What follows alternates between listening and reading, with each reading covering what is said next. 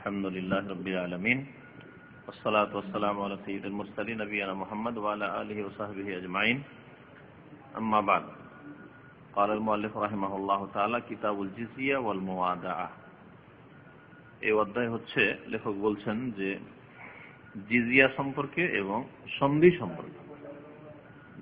জিজিয়া মানে মুসলিম দেশে ইসলামিক আইনের একটি আইন হচ্ছে যে যারা অমুসলিম বসবাস করবে তাদের নিরাপত্তা দেওয়া হবে, জান মালে নিরাপত্তা দেওয়া হবে।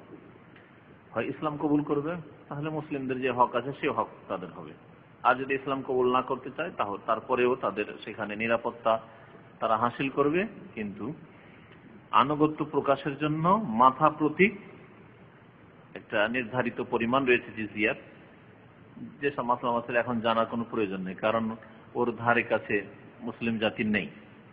এতটুকু জানা যথেষ্ট যে মাথা প্রতি জিজিয়াটা হয় মাথা প্রতি, জমি জায়গার ওপর না, ধন সম্পদের ওপর না, ব্যবসা বাণিজ্যের ওপর না, ব্যক্তির ওপর মাথা প্রতি একটা নির্দিষ্ট পরিমাণ দেবে ইসলামিক সরকারকে, যা দিয়ে আনুগত্য প্রকাশ করবে। উদ্দেশ্য হচ্ছে আনুগত্য প্রকাশ করা, যে মুসলিম সরকার আপনার আনুগত্য প্রকাশ করি আমরা, এই জিজিয়া দিচ্ছি। যে জিজিয়ার পরিমাণটা মুসলিমদের জাকাতে অনেক কম।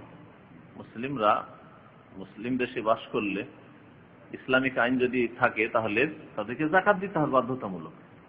সরকার তাদের কাছ থেকে জাকাত আদায় করবে। যেই ধন সম্পদগুলি সরকারের নজরে আছে, যেমন আপনার ব্যবসা প্রতিষ্ঠান আছে, আপনার ইন্ডাস্ট্রি আছে, ফ্যাক্টরি আছে, এগুলি সরকারের নজরে আছে। আর আপনার বাড়িতে কি আছে না আছে সেটা আপনার উপর, কারণ সরকার জানে না। তো আল্লাহ পাক রব্বুল আলামিন মুসলিম সরকারকে জাকাত নিতে বলেছেন। তো এটি সরকারের দায়িত্ব কিন্তু জাতির কাছ থেকে জাকাত নেওয়া, কারণ অনেকে আছে জাকাত না নিলে জাকাত দিবে না। সরকার যদি বাধ্য করে জাকাত না নেয় বা চেয়ে না নেয় এই জাকাত দাও তোমার, তাহলে জাকাত দিবে না। লাখ লাখ টাকা জাকাত বেরোবে। Jamil air condition company lakh lakh টাকা জাকাত বেরোবে, দেবে না যদি আল্লাহর ভয় না থাকে। এমএনডিস কোম্পানির লক্ষ লক্ষ, অনেক সময় কোটি টাকা হয়তো জাকাত বেরোবে, 2-4-500 টাকা বা 1-2 হাজার রিয়ালের জাকাত নাই, যে অনেকে বের করে দিচ্ছে। আর সকলের অন্তরে ওই আল্লাহর ভয়ও নেই। এই জন্য ইসলামিক সরকারের দায়িত্ব হচ্ছে খুজমিন আমওয়ালিহিম সাদাকা, তাদের ধন সম্পদ থেকে জাকাত গ্রহণ করা। জাকাত তাহলে সরকারের দায়িত্ব হচ্ছে জাকাত তাদের কাছ থেকে নেওয়া, যেসব ধন সম্পদ প্রকাশ্যে রয়েছে, আর যেগুলি নিজ নিজ বাড়িতে রয়েছে বা নিজ নিজ এতে রয়েছে, আর যেগুলি সরকারের নজরে নেই অথবা সরকার সেগুলি তদন্ত করে দেখার প্রয়োজন করে না, সেগুলি ফরজ দায়িত্ব হচ্ছে ওই লোকের নিজে থেকে বের করবে। অমুসলিমে তো জাকাত দেবে না, দেবে? 1 পয়সা দেবে?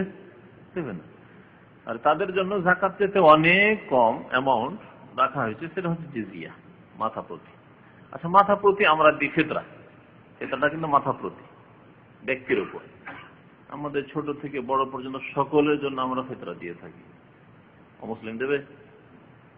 আর দিলে বা কবুল হবে? সুতরাং তাদের জন্য রাখা হয়েছে জিজিয়া, যে জিজিয়া দিয়ে আনুগত্য প্রকাশ করে। এই হচ্ছে জিজিয়া সংক্ষেপে। আর একটি বিষয় আছে খেরাজ বা খারাজ। জিজিয়া ছাড়া আর একটি বিষয় হচ্ছে খারাজ, খারাজ দেওয়া। খারাজও এক ধরনের জিজিয়ার মতো ট্যাক্স। খারাজ এবং জিজিয়ায় পার্থক্য অনেক আলেমরা যেহেতু বুঝে না, সেই জন্য আমি বলে দিচ্ছি আপনাদের, যাতে বুঝতে পারে। হাদিসে আসবে, হাদিসের অধ্যায়গুলিতে আসবে বাবু জিজিয়া তো আল খারাজ একসাথে, জিজিয়া এবং খারাজ দেওয়া সম্পর্কে। জিজিয়া আল্লাহ কোরআনে জিজিয়ার কথা উল্লেখ করেছেন সূরা তাওবায়, হাত্তা ইউতুল জিজিয়াতা আন ইয়াদিন ওয়া হুম সাগিরুন। যতক্ষণ পর্যন্ত ইসলাম যদি কবুল না করে, তাহলে জিজিয়া যতক্ষণ না দেবে তারা ছোট হয়ে, ততক্ষণ পর্যন্ত তাদের নিরাপত্তা নেই। নিরাপত্তা হাসিল যদি করতে হয় তাহলে জিজিয়া দিতে হবে। এটা আল্লাহ পাকের আদেশ। ইসলামিক আইন যখন বলবৎ থাকবে তখন। এখন উল্টো আমরাই জিজিয়া দিচ্ছি তাদেরকে, ইহুদি খ্রিস্টানদেরকে আমরা জিজিয়া দিচ্ছি। কিছু না, অবস্থা উল্টো হয়ে গেছে আমাদের ইসলাম থেকে, দিন থেকে সরে যাওয়ার জন্য, যে আমরাই গোলামি করছি অন্যের। খারাজ, খারাজ ব্যক্তির ওপর না। জিজিয়া কি বললাম? মাথা প্রতি ব্যক্তির ওপর। আর খারাজ হচ্ছে তাদের জমি জায়গা রয়েছে, জমি জায়গা থেকে আমাদের জমি জায়গায় কি দিতে হবে? ফসল না, ফসল থেকে অবসর দিতে হবে। অবসর জাকাত, অবসর দিতে হবে। ওরা দেবে? ওদের জমি জায়গা যেসব সম্পত্তি আছে সেগুলি থেকে খারাজ আদায় করতে হয়, যা তাদের উৎপন্ন আসবে তাতে খারাজ দেবে। খারাজ তাহলে তাদের যে সম্পদ রয়েছে, জমি জায়গা রয়েছে, সেগুলির একটা ট্যাক্স। আর জিজিয়া হচ্ছে মাথা প্রতি অমুসলিমদের উপর থেকে ট্যাক্স। আজকাল বোঝাবার জন্য ট্যাক্স বলছি, কিন্তু জিজিয়াকে জিজিয়া বলা উচিত, কারণ ট্যাক্সকে আরবি ভাষায় মাক্স বলা হয়, যেটা জুলুম করা, সেই ট্যাক্স এটা নয়। যেমন আজকাল বিভিন্ন রকমের ট্যাক্স লাগানো হয়েছে মানুষের উপর। একজন স্বাধীন নাগরিক, মুসলিম নাগরিক, সে জাকাত দিচ্ছে, মুসলিম ব্যক্তি মুসলিম দেশে বাস করে, সে সরকারের আনুগত্য করছে, আবার ট্যাক্স কিসের? বিভিন্ন রকমের ট্যাক্স আর ট্যাক্স আর ট্যাক্স। একটা ব্রিজ তৈরি করলে ওর ট্যাক্স, রোড তৈরি করলে ট্যাক্স, আপনি একটা নতুন গাড়ি কিনবেন ট্যাক্স, নতুন গাড়ি কিনতে পারবেন না, সেকেন্ড হ্যান্ড গাড়ি কিনে ট্যাক্স। তো এইগুলি ট্যাক্স জুলুম। নবী সাল্লাল্লাহু আলাইহি ওয়াসাল্লাম কাবিরা গুনাহ বলে আখ্যায়িত করেছেন ট্যাক্স নেওয়াকে। আর জিজিয়া ওই ধরনের ট্যাক্স নয়, জিজিয়া তাদের আনুগত্য প্রকাশ করা, যে আমরা অনুগত এই সরকারের। তো জিজিয়া সম্পর্কে এবং মুআদা মানে হচ্ছে মুসালাহা, সন্ধি সম্পর্কে। যদি সন্ধি হয়ে যায় কোনো বিজাতির সাথে, তাহলে সেই সন্ধির ওপর অটল থাকতে হবে। চুক্তি হয়ে গেছে যে আমরা এই শর্তের উপর আমরা একমত হয়েছি, সেই শর্ত মেনে চলতে হবে। সেই শর্তে যদি আপনার যে শর্ত মেনেছেন তাতে যদি আপাতত ক্ষতি নজর আসে, তবু নবী সাল্লাল্লাহু আলাইহি ওয়াসাল্লাম হুদাইবিয়ার সন্ধি করেছেন, সুলহ হুদাইবিয়া। হুদাইবিয়ার সন্ধিতে বাহ্যিক দৃষ্টিতে মুসলমানদের ক্ষতি ছিল, তারপরেও যেহেতু সেই শর্তগুলো মেনেছে, সেই শর্তের উপর অটল থেকেছেন নবী সাল্লাল্লাহু আলাইহি ওয়াসাল্লাম। এবং 10 বছরের জন্য যে চুক্তি করা হয়েছিল তাও মেনে থেকেছেন। মিয়াদের দিক দিয়ে সেসব চুক্তিতে যেসব বিষয়গুলি রয়েছে সেগুলির দিক থেকে তারাই চুক্তি ভঙ্গ করেছে। মক্কার কুরাইশরা যারা চুক্তি করেছেন নবী সাল্লাল্লাহু আলাইহি ওয়াসাল্লাম, তারাই চুক্তি ভঙ্গ করেছিল বিশ্বাসঘাতকতার মাধ্যমে। নবী সাল্লাল্লাহু আলাইহি ওয়াসাল্লামের সাথে যে সম্প্রদায়ের মানে চুক্তি ছিল, সেই সম্প্রদায়ের উপর আক্রমণ করেছে, যার ফলে তারা নিজেরাই তাদের খুন করার কারণে চুক্তি ভঙ্গ করেছে। তখন মক্কা বিজয়ের জন্য নবী সাল্লাল্লাহু আলাইহি ওয়াসাল্লাম গিয়েছিলেন। হুদাইবিয়ার সন্ধি হইল 6ষ্ঠ হিজরিতে, আর 2 বছর পর 8ম হিজরিতে মক্কা বিজয় কেন হইল, অথচ চুক্তি হুদাইবিয়ার সন্ধি হয়েছিল 10 বছরের জন্য? এটা কেউ প্রশ্ন করতে পারেন নাকি? তাহলে আপনাকে সিরাত জেনে রাখতে হবে। নবী সাল্লাল্লাহু আলাইহি ওয়াসাল্লাম ফাতিম্মু আহদাহুম ইলা মুদ্দাতিম আল্লাহ করে বলছেন, তাদের সাথে যে চুক্তি হয়েছে সেই চুক্তির সময়সীমা পূরণ করুন। নবী সাল্লাল্লাহু আলাইহি ওয়াসাল্লাম 10 বছর পুরা করলেন না, আর 8ম হিজরিতে চলে গেলেন মক্কা বিজয় করার জন্য। মক্কা বিজয় হয়েছে লড়াই, যদিও সেখানে গিয়ে তেমন লড়াই হয়নি, তারা সারেন্ডার করেছিল, মেনে নিয়েছিল সেই জন্য, কিন্তু যুদ্ধের জন্য গিয়েছিলেন তিনি। হজ উমরার উদ্দেশ্যে মক্কা যাননি, অস্ত্র নিয়ে গিয়েছিলেন, জিহাদের উদ্দেশ্যে গিয়েছিলেন, এই জন্য যে তার আগেই তারা গাদ্দারি করে ফেলেছিল। এই গাদ্দারি ঘটনাগুলি সিরাতুন নবীতে মিশনারিরা পড়ে নিতে পারেন। তারা যদি ভঙ্গ করে তাহলে তখন আর চুক্তি থাকবে না, আমরা আমাদের চুক্তির উপর অটল থাকবো। যে কোনো চুক্তি, আজকাল যে কূটনৈতিক সম্পর্কগুলি ঠিক ওই রকম, কূটনৈতিক সম্পর্কের যে চুক্তিগুলি আছে সেই চুক্তিতে আমরা আবদ্ধ আছি। কিন্তু যদি তারা বাড়াবাড়ি করে, চুক্তি যে কূটনৈতিক সম্পর্কের চুক্তিগুলি রয়েছে সেই চুক্তিগুলি যদি তারা মেনে না চলে, তাহলে তখন জায়েজ আমাদের জন্য। নোমান ইবনে মুকাররিন রাদিয়াল্লাহু তাআলা আনহু বলছেন, শাহিদতুল কিতালা মা রাসূলিল্লাহ সাল্লাল্লাহু আলাইহি ওয়াসাল্লাম, আমি রাসূলুল্লাহ সাল্লাল্লাহু আলাইহি ওয়াসাল্লামের সাথে যুদ্ধে হাজির হয়েছিলাম। এই হাদিসটি বড় হাদিস, বুখারীতে রয়েছে। এখন কম্পিউটার ওই প্রিন্টার সামনে ছিল না, পড়া হলো না, নাহলে বড় হাদিস ছিল, পুরোটা শোনাইতাম। একটা ঘটনা রয়েছে, যাতে যুদ্ধের জন্য ওমর রাদিয়াল্লাহু তাআলা আনহু জামানায় যুদ্ধের জন্য পারস্য দেশ কিসরার বিরুদ্ধে যুদ্ধ, কায়সার মানে রোম সাম্রাজ্যের বিরুদ্ধে যুদ্ধের জন্য যখন পদক্ষেপ নেওয়া হলো, সে সম্পর্কে আলোচনার পরে এই হাদিসে উল্লেখ করা হয়েছে, বা এই অংশটুকু উল্লেখ করা হয়েছে। বলছেন নোমান বিন মুকাররিন যে আমি রাসূলুল্লাহ সাল্লাল্লাহু আলাইহি ওয়াসাল্লামের সাথে যুদ্ধে হাজির হয়েছিলাম। ওয়া কানা ইযা লাম ইউকাতিল ফি আউয়ালিন নাহার, নবী সাল্লাল্লাহু আলাইহি ওয়াসাল্লাম যদি দিনের প্রথম ভাগে অর্থাৎ সকাল সকাল যুদ্ধ আরম্ভ না করতেন, হইল না, সকাল সকাল ফজর পরে পরে যুদ্ধ শুরু হইল না কোনো কাজবশত, ইন্তাজারা তাহলে অপেক্ষা করতেন। তাহলে সকালবেলা 9টা 10টার পর যুদ্ধ শুরু করতেন না, 10টা 11টা 12টা এই সময়গুলোর যুদ্ধ শুরু করতেন না, ইন্তজার করতেন, অপেক্ষা করতেন। হাত্তা তাহুব্বুল আরওয়াহ, যতক্ষণ পর্যন্ত, আরওয়াহ এখানে রিহুনের জমা, রুহের জমা না, রুহ মানে আত্মা, এই রুহের জমাও আরওয়াহ। আল আরওয়াহু জুনুদুম মুজান্নাদা হাদিস আছে, হ্যাঁ। আর রিহুন মানে যে বাতাস, ওর জমা আর ইয়াহু হয়, আর আরওয়াহ হয়, যেহেতু আসল মাদ্দা হচ্ছে রা ওয়াও হা। আল্লাহুল্লাযী ইউরসিলু রিয়াহা, রিহুন রিয়াহুন দুটোই হচ্ছে ওয়াহিদ, আর এর জমা আরওয়াহ হয় আর ইয়াহু হয়। যতক্ষণ পর্যন্ত বাতাস না বয়ে যেত, হাব্বা ইয়াহুব্বু মানে প্রবাহিত হওয়া, বাতাস প্রবাহিত হওয়া। ওয়া তাহজুরা সালাত, এবং নামাজের সময় উপস্থিত না হয়ে যেত, তাহলে নামাজের আগে আর জোহরের আগে 10টা-11টাতে শুরু করতেন না, জোহরের নামাজ পড়ে নিতেন, এবং জোহরের সাথে হয়তো আসর জমা করে নিলেন, তারপরে দোয়া করতেন। কারণ নামাজ আল্লাহ বলছেন ওয়াস্তাইনু বিস-সাবরি ওয়াস-সালাহ, সুতরাং নামাজের মাধ্যমে আল্লাহর কাছে সাহায্য চেয়ে নিয়ে আল্লাহর কাছে দোয়া করে সাহায্যের জন্য, বিজয়ের জন্য। তারপরে জোহর আসরটা পড়া হয়ে গেল, মানে মাথা হালকা হয়ে গেল মাগরিব পর্যন্ত, তারপরে একটু ঠান্ডাও পড়ে গেল, অস্ত্রগুলি একটু ঠান্ডা হয়ে গেছে, গরম গরম ধরতে, দেখেন গরম অস্ত্র ধরতে, স্টিয়ারিং আমরা ধরতে পারি না আজকাল, গাড়ির স্টিয়ারিং ধরতে গিয়ে হাতে ফোঁসা নিয়ে নেয়। যারা গাড়ি চালান তারা ভালো করে জানেন। তো এই অবস্থায় যদি অস্ত্র হাতে ধরেন, কাজ করতে পারবেন? কখন যে ছাড়বো, কখন যে ছাড়বো, এই অবস্থা হবে। এটাও লিখেছেন এই হাদিসের ভাষ্যে ভাষ্যকারগণ, যে নবী সাল্লাল্লাহু আলাইহি ওয়াসাল্লাম দুপুরের সময় 10টা, 11টা, 12টা এই সময়গুলিতে কেন যুদ্ধ শুরু করতেন না? এক তো দোয়া করা, যে নামাজ পড়ে আল্লাহ পাকের কাছে দোয়া করে নেব, জোহর আসরটা থেকে ফারিগ হয়ে মাগরিব পর্যন্ত দীর্ঘ সময় পাবো কাফেরদের বিরুদ্ধে জিহাদ করার জন্য, আর এর মাঝে নামাজ পড়ার আর চিন্তা থাকবে না, ইল্লা মাগরিব এশা, তখন মাগরিবকে এশাতে যেমন তাখিরও করা যেতে পারে, আর আল্লাহর কাছে দোয়া করা। তার সাথে সাথে অস্ত্রগুলি ঠান্ডা হয়ে গেছে, এখন ধরতে পারছি, বাতাস চলছে, সুতরাং এই রৌদ্রে যদি বাতাস থাকে, আর যে রৌদ্রের প্রখরতা যেটা ছিল 10টা, 11টা, 12টায়, সেটা 2টোর দিকে প্রায় কমে গেছে, এখন 3টের দিকে কমে গেছে। এই সময়গুলিতে যুদ্ধ শুরু হলে অনেকটা আরামদায়ক। এই জন্য নবী করিম সাল্লাল্লাহু আলাইহি ওয়াসাল্লাম কি করতেন, সকালবেলা যদি শুরু করতে পারলেন ভালো কথা, আর না হইলে দিনের মধ্য অংশে জিহাদ শুরু করতেন না, বরং বিকেল বেলা শুরু করতেন।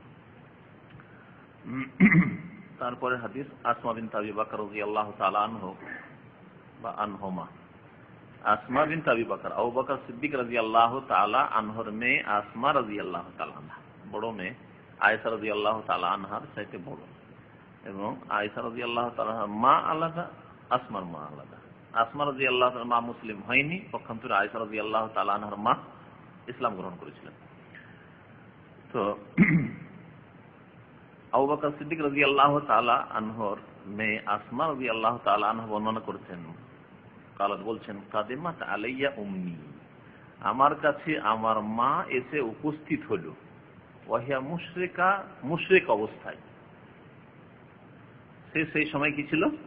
মুশরিকা ছিল। ফি আহাদে কুরাইশ, কুরাইশদের সাথে চুক্তির আমলে, আহাদ মানে আমল, যুগে, কুরাইশদের সাথে যে হুদাইবিয়ার সন্ধির চুক্তি ছিল ওই সময়গুলিতে। ইজ আহাদু রাসূলুল্লাহ সাল্লাল্লাহু আলাইহি ওয়াসাল্লাম, যেই সময় তারা আল্লাহ রাসূল সাল্লাল্লাহু আলাইহি ওয়াসাল্লামের সাথে চুক্তি করেছিল, কুরাইশরা চুক্তি করেছিল। ফি আহাদে কুরাইশিন ওয়া মুদ্দাতিহিম, এই আহাদে কুরাইশের আত হয়ে আছে মুদ্দাতিহিম, কুরাইশদের আমলে, মানে ওই তাদের যে চুক্তির আমলে, মুদ্দাতিহিম ওই সন্ধির সময়গুলিতে। মা আবিহা, এই মা আবিহার সম্পর্ক হচ্ছে কাদিমাত আলাইয়া উম্মি মা আবিহা, আমার মা এসেছিল আমার কাছে তার বাবার সঙ্গে। বলার উদ্দেশ্য যে আমার আব্বার সাথে আসেনি, মানে আমার আব্বাকে ছেড়ে চলে গেছিল, ইসলাম তাকে কবুল করাতে পারেননি আবু বকর সিদ্দিক রাদিয়াল্লাহু তাআলা, রাজি হয়নি, শেষে তালাক নিয়ে চলে গেছিল, থাকবো না তোমার কাছে, রাখেননি, তালাক দিয়েছে আবু বকর সিদ্দিক রাদিয়াল্লাহু তাআলা। ইসলাম কবুল করা না হলে হালাল নয়, লাহুন্না হিল্লুল লাহুম ওয়া লাহুম ইয়াহিল্লুনা লাহুন্না, না কাফের মুশরিকা তোমাদের জন্য হালাল, না তোমরা তাদের জন্য হালাল। আল কোরআনে আল্লাহ পাক বলেছেন, ওয়া হুররিমা যালিকা আলাল মুমিনিন, আর একটা আয়াতে সূরা নূরে আছে, জানি লা ইয়ানকিহু ইল্লা জানিয়াতান আও মুশরিকাতান ওয়া জানিয়াতু লা ইয়ানকিহুহা ইল্লা জানিন আও মুশরিক ওয়া হুররিমা যালিকা আলাল মুমিনিন। জিনাকারিনী এবং মুশরিকা, আয-জানিয়া জিনাকারিনী, লা ইয়ানকিহুহা ইল্লা জানিন আও মুশরিক, তাকে বিয়ে করবে হয় জিনাকারিনীকে জিনাকারী বিয়ে করবে, অথবা মুশরিক বিয়ে করবে। ওই রকমই মুশরিক কাকে, আর জিনাকারিনীকে বিয়ে করবে, ওই রকমই। তারপরে আল্লাহ বলছেন ওয়া হুররিমা যালিকা, আল্লাহ পাক মুমিনের উপর হারাম করেছেন। কি হারাম করেছেন? দুটো বিষয়, তাহলে জিনাকারিনীকে বিয়ে করা আর মুশরিকা মেয়েকে বিয়ে করা। ওই রকমই যদি মুমিনা মহিলা হয় তো তার জন্য বিবাহ বসা জেনাকারীর সাথে এবং মুশরিকের সাথে হারাম, জায়েজ নাই। চরিত্র সম্পর্কে যদি জানা থাকে যে এই চরিত্রহীন আর তার তওবা হয়নি, সংশোধন হয়নি, জেনাকারী, তাহলে মেয়ের বিবাহ দেওয়া জায়েজ নাই। হ্যাঁ, তওবা যদি হয়ে যায়, যেমন মুশরিক ছিল কিন্তু ইসলাম কবুল করে নিয়েছে, বিয়ে দিবেন না? দিবেন না। ওই রকমই যদি জেনা থেকে তওবা করে সুন্দর চরিত্র হয়ে গেছে, শুনেছিলেন কোন এককালে ঘটনা ঘটেছে, কিন্তু মাশাআল্লাহ এখন 5 ওয়াক্ত নামাজি, দিনদার, পরেজগার, আর দেখলে বোঝা যায় সত্যি চরিত্রবান হয়ে গেছে, তাহলে বিয়ে দেন, অসুবিধা নেই।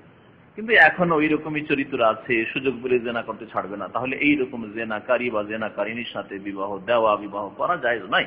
আল্লাহ কোরআনে কারীমে স্পষ্ট বলেছেন সূরা নূরে, ওয়াহুররিমা যালিকাল মুমিনিন। তো তার বাবার সাথে এসেছিল, তার মানে আসমা রাদিয়াল্লাহু তাআলা নানার সাথে। ফাস্তাফতাই, তো দেখছেন তাই লম্বা জুমলা, লম্বা বাক্য, একটা অংশের আরেকটা অংশের সাথে কিভাবে সম্পর্ক আছে, ঠিক না? কাদিমাত আলাইয়া উম্মি মা আবিহা, আমার কাছে আমার মা এসেছিল তার বাবার সঙ্গে, ঠিক আছে? কারণ কেউ জিজ্ঞাসা করতে পারে, ও তো মুসলমান হয়নি, তাহলে কিভাবে আসলো সেই মেয়ে? তারপর আবু বকর সিদ্দিকের সাথে আসেনি রাদিয়াল্লাহু তাআলা, তাহলে কার সাথে আসলো? বলতে তার বাবার সাথে, তার বাবা মুশরিক ছিল, ওর সাথে এসেছিল, ওর সাথে।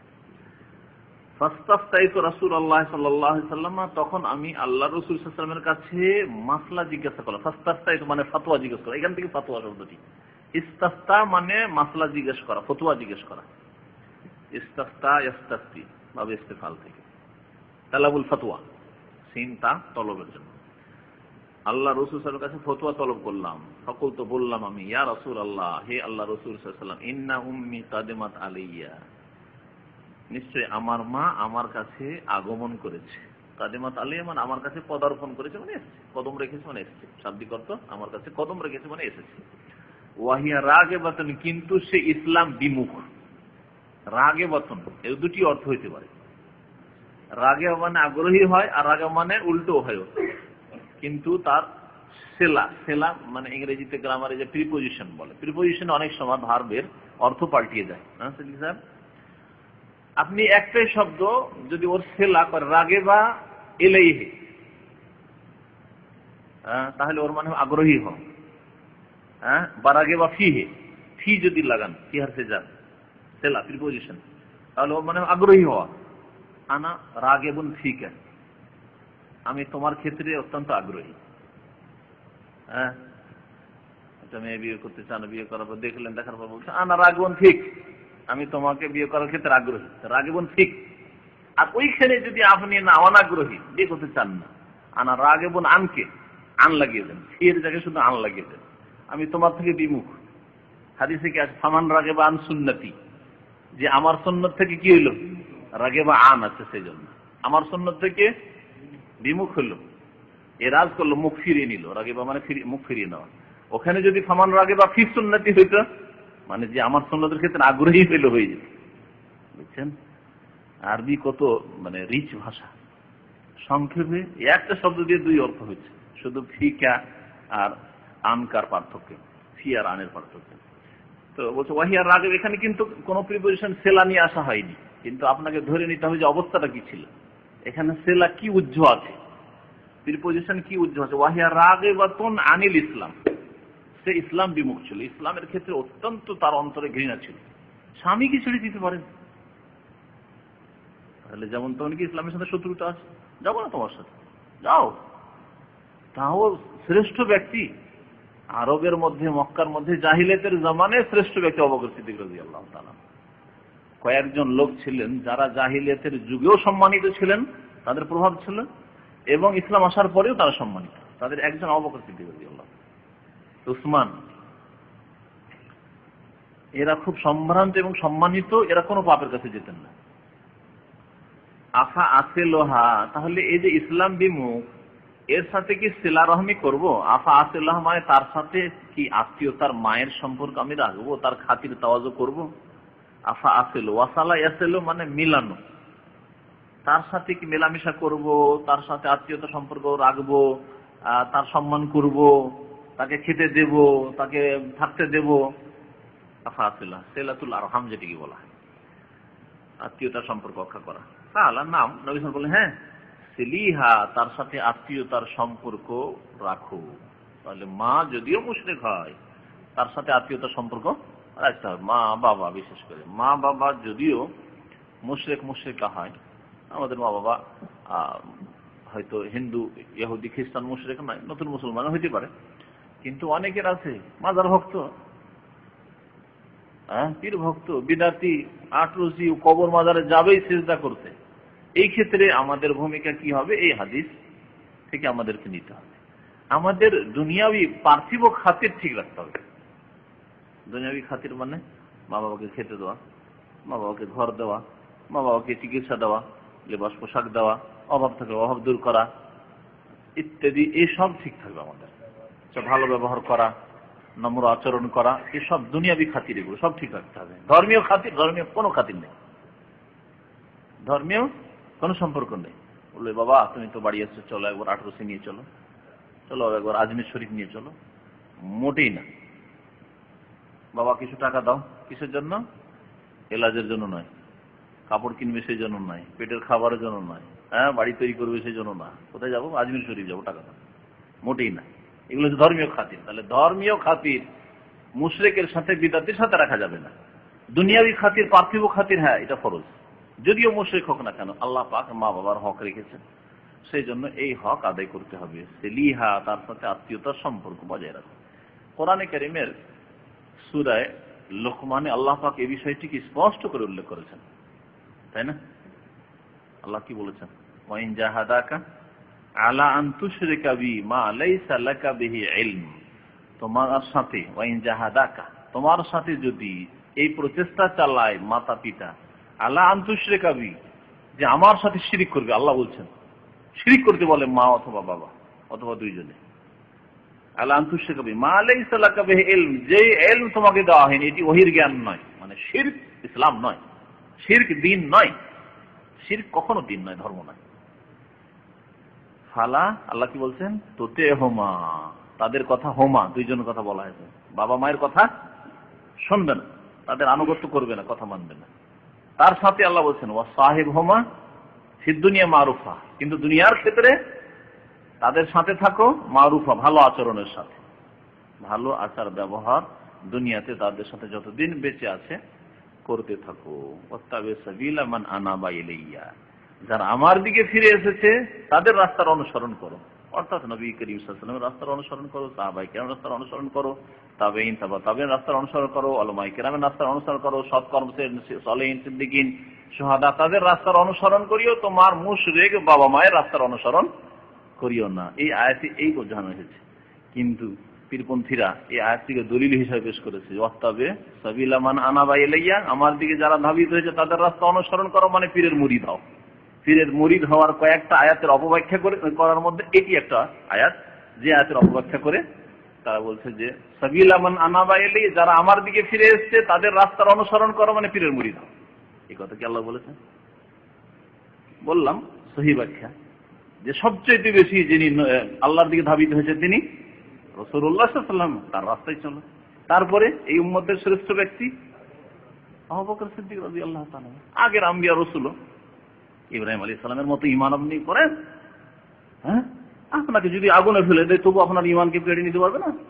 আপনার যদি ছেলে কুরবানি লাগে, ছেলে কুরবানি মানে আপনি জবাই করবেন না আবার, হ্যাঁ, কারণ ওই ইসলাম নেই, কিন্তু ছেলে কুরবানি মানে আল্লাহর রাস্তায় যদি ছেলে পাঠাইতে হয় পাঠাবেন, কিন্তু আপনার ছেলে নিয়ে ডাক্তার করবো, ইঞ্জিনিয়ার করবো, এই শুধু, কিন্তু দিনের জন্য ছাড়তে পারেন না। না সবসময় চিন্তা না এই ছেলে দিয়ে কতটা আমার মানে ইনকাম করা যায়, টার্গেট কি আছে, ভবিষ্যৎ কি, লক্ষ্য উদ্দেশ্য কি, এইসব চিন্তা। তাহলে ওই ব্যক্তি ছেলের কি কোরবানি করবে? শুধু ভবিষ্যৎ মানে পয়সার ভবিষ্যতের কথা চিন্তা করে যে আমার ছেলে দিয়ে পয়সার কি ভবিষ্যৎ হবে। আজকাল ছেলের বাবারা, তাদের প্রশ্ন হচ্ছে যে মাদ্রাসায় পড়ালে ভবিষ্যৎ কি, মানে কতটা পয়সা কতটা, মদিনা ইউনিভার্সিটি পড়ার ভবিষ্যৎ, এটা সওয়াল আজকালকার। তার মানে যেই লোক এতটুকু কোরবানি করতে পারে যে আমার ছেলে একটু না হয় কম ইনকাম করলো কিন্তু উম্মতের খেদমত করলো, কোরআন হাদিসের খেদমত করলো, এই জন্য ছাড়লাম, এই কোরবানি যে করতে পারে না, সেই ইব্রাহিম আলাইহিস সালাম কি কোরবানি করবে? সে জিহাদের ময়দানে কি করে পড়াবে, যেখান থেকে ফিরে আসবে কিনা আল্লাহ জানে। তাহলে ওয়াত্তাবে সাবিলা মান আনাবা ইলাইয়া এইরকমই যে আয়াতগুলি রয়েছে সেগুলি সহি অর্থ রয়েছে, এরা অপব্যাখ্যা করে খামাখাতি এমন জায়গায় নিয়ে গেছে যেগুলি বিদআতি কাজ। যেসব কোন মাসা দেখেন সত্যবাদী, সবচেয়ে সত্যবাদী কি রাসূলুল্লাহ সাল্লাল্লাহু আলাইহি ওয়াসাল্লাম, হ্যাঁ, তাহলে সাদিকিনদের সাথে হও, সবচেয়ে সত্যবাদীকে যারা সত্য করে দেখিয়েছে, যখনই ডাক হয়েছে জিহাদের ময়দানে লাফ দিয়ে চলে গেছে, তাদের সাথে হও, এই কথা বলা হয়েছে। তো এর মানে এই না যে সাদিকিন মানে শুধু যারা পীর তারাই সাদিকিন, ওদের সাথে হও, মুরিদ হয়ে যাও, পীর না হইতে পারো মুরিদ হও, এটা বলা হয়নি আসলে। এই সব বিদআত তো পরবর্তীকালে শুরু হলো। তাহলে যেই যুগে পীরতন্ত্র ছিলেন সেই যুগে সাদিকিন ছিল না নাকি? সাহাবায়ে কেরামের জামানায়, তাবেঈনদের জামানায়, তাবেঈনের জামানায় তারা সাদিকিন ছিলেন না, সত্যবাদী ছিলেন না? তো আল্লাহ পাক যেন বুঝার তৌফিক দান করেন, আর সব বিদআত থেকে আল্লাহ পাক যেন আমাদেরকে রক্ষা করেন। তারপরে একটি হাদিস আছে, ছোট্ট হাদিস, কিতাব বাদিল খালক, ছোট্ট হাদিসের পরে বড় একটি হাদিস আছে মেরাজের। নতুন অধ্যায় না শুরু করে এখানেই ছেড়ে দিই, যেটা আপনাদের কোনো প্রশ্ন থাকে তো করেন, আর না হলে এখান থেকে আজকে থাক, আগামী সপ্তাহে আল্লাহ পাক যদি তৌফিক দেয় ইনশাআল্লাহ মেরাজের হাদিসও পড়া হবে। এবং মেরাজ কখন হয়েছিল, কারণ এই সবে মেরাজের বিদআত আসছে আবার 27 রজবে, তো ওটাও ইনশাআল্লাহ ওর সাথে সাথে আলোচনা হয়ে যাবে। সাল্লাল্লাহু আলাইহি মুহাম্মদ ওয়া আলা আলিহি ওয়া সাহবিহি আজমাইন। গুরুত্বপূর্ণ প্রশ্ন, কারণ এই ব্যাপারে ইখতিলাফ আছে যে নবী সাল্লাল্লাহু আলাইহি ওয়াসাল্লাম মেরাজের সময় লেগেছিল কি অল্প সময় না অনেক সময়?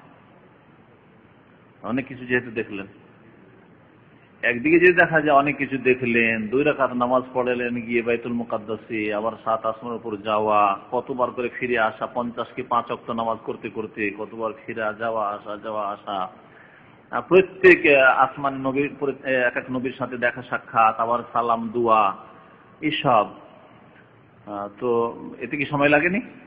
বাহ্যিক লাগে যে সময় লেগেছে। মানে আল্লাহ পাক রব্বুল আলামিন ওই সময়টাকে হয়তো রাতের থামিয়ে রেখে দিয়েছিলেন, ওই রাতেই তো ঘটেছে, রাতটাকে থামিয়ে রেখে দিয়েছিলেন স্থির, ঠিক আছে। এটা একটি মত।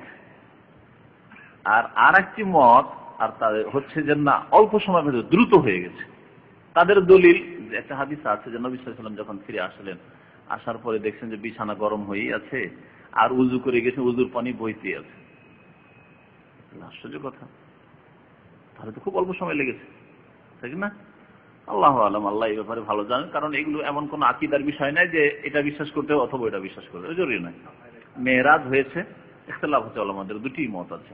একদল বলছে না, অল্প সময়ের মধ্যে দ্রুত হয়ে গেছে মেরাজ, আর তাদের দলিল হচ্ছে যে বিছানা গরম হয়ে আছে, ফিরে এসে দেখছেন বিছানা গরম হয়েছে। আপনি যদি বিছানা ছেড়ে যান কিছুক্ষণ, আধা ঘন্টা পরে বিছানা ঠান্ডা হয়ে যাবে, ঠিক না? বরং শীতকাল থাকলে 10 মিনিটে বিছানা ঠান্ডা হয়ে যাবে। বিছানা গরম হয়েছে তার মানে খুব দ্রুত হয়ে গেছে। আর একদল বলছে যে এটা কেমন করে হইতে পারে, এতগুলি কাজ কি করে এত দ্রুত হয়ে যেতে পারে? 7 আসমান সফর জমিন থেকে, আর তারা জমিন আবার বাইতুল মুকাদ্দাস, যাই হোক, যদিও বোরাকে গেছেন মানে বিদ্যুতের গতির চাইতে বেশি গতিতে গেছেন। আজকাল যে বিদ্যুতের গতি আছে, বোরাক তো বার্ক থেকে, বার্ক মানে তো বিদ্যুৎ, তো বিদ্যুতের গতির চাইতে বেশি দ্রুত আল্লাহ পাক নিয়ে গেছেন তাকে, এটা কোনো সন্দেহ নেই। কিন্তু হতে পারে যে রাতকে স্থির রেখে দেওয়া হয়েছে, লম্বা করে দেওয়া হয়েছে, আল্লাহু আলাম। না শুধু এই যুক্তি, কিন্তু তারা বলছেন যে ওই হাদিসগুলি সহি কিনা এটাও দেখার বিষয়। বিছানা গরম যদি সহি হয়, তাহলে আল্লাহ পাক ইচ্ছা করলে উযুর পানি এখনো গড়তে আছে, এটাও তো আল্লাহ করতে পারেন। যে আল্লাহ রাত স্থির করতে পারেন, আল্লাহ বিছানায় গরম রাখতে পারেন না? এগুলি হচ্ছে প্রত্যেকের যুক্তি আছে আপন আপন জায়গায়, যারা ইখতিলাফ করেছে। এইসব বিষয়গুলি কোনো আকীদার মূল বিষয় নয় যে আমাদেরকে এটা বিশ্বাস করতে অথবা এটা বিশ্বাস করতে হবে। মেরাজ হয়েছে, এটা বিশ্বাস করতে হবে। যদি কেউ মেরাজ বিশ্বাস না করে, সে গোমরাহ। অসম্ভব, 7 আসমানে কি করে একজন মানুষ যেতে পারে, তাহলে সে গোমরাহ। ইসরাকে কেউ যদি অস্বীকার করে, ইসরা মানে যে ইসরার কথা মানে বাইতুল মুকাদ্দাস পর্যন্ত, এটা যেহেতু আল কোরআনে আছে, তো সে কোরআন অস্বীকার করলো না, মুসলিম নয়, সে কাফের। আর বাইতুল মুকাদ্দাস থেকে 7 আসমানের উপর যেটা, সেটা হ্যাঁ, যারা বলেছে মেরাজ সশরীরে হয়নি, স্বপ্নযোগ্য হয়েছে, তাদের মধ্যে একজন ভালো আলেম বিভ্রান্তির শিকার হয়েছে, মাওলানা আকরাম খান। মাওলানা আকরাম খান কোরআন হাদিসের সব ক্ষেত্রে অনুসারী থাকা সত্ত্বেও তার নবী জীবনের উপর যে বই আছে, বইয়ের নাম কি জানেন না?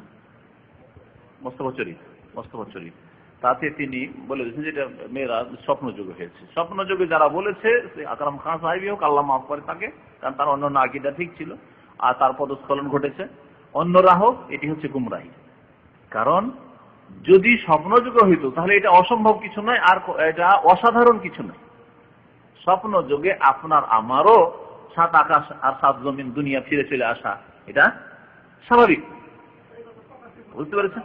কিন্তু আল্লাহ পাক এটাকে অস্বাভাবিক করে বয়ান করেছেন। সুবহানাল্লাযী আসরা বিআবদিহি, সুবহানাল্লাহ, সেই আল্লাহ পাক পবিত্র। সুবহানাল্লাহ কখন বলে মানুষ?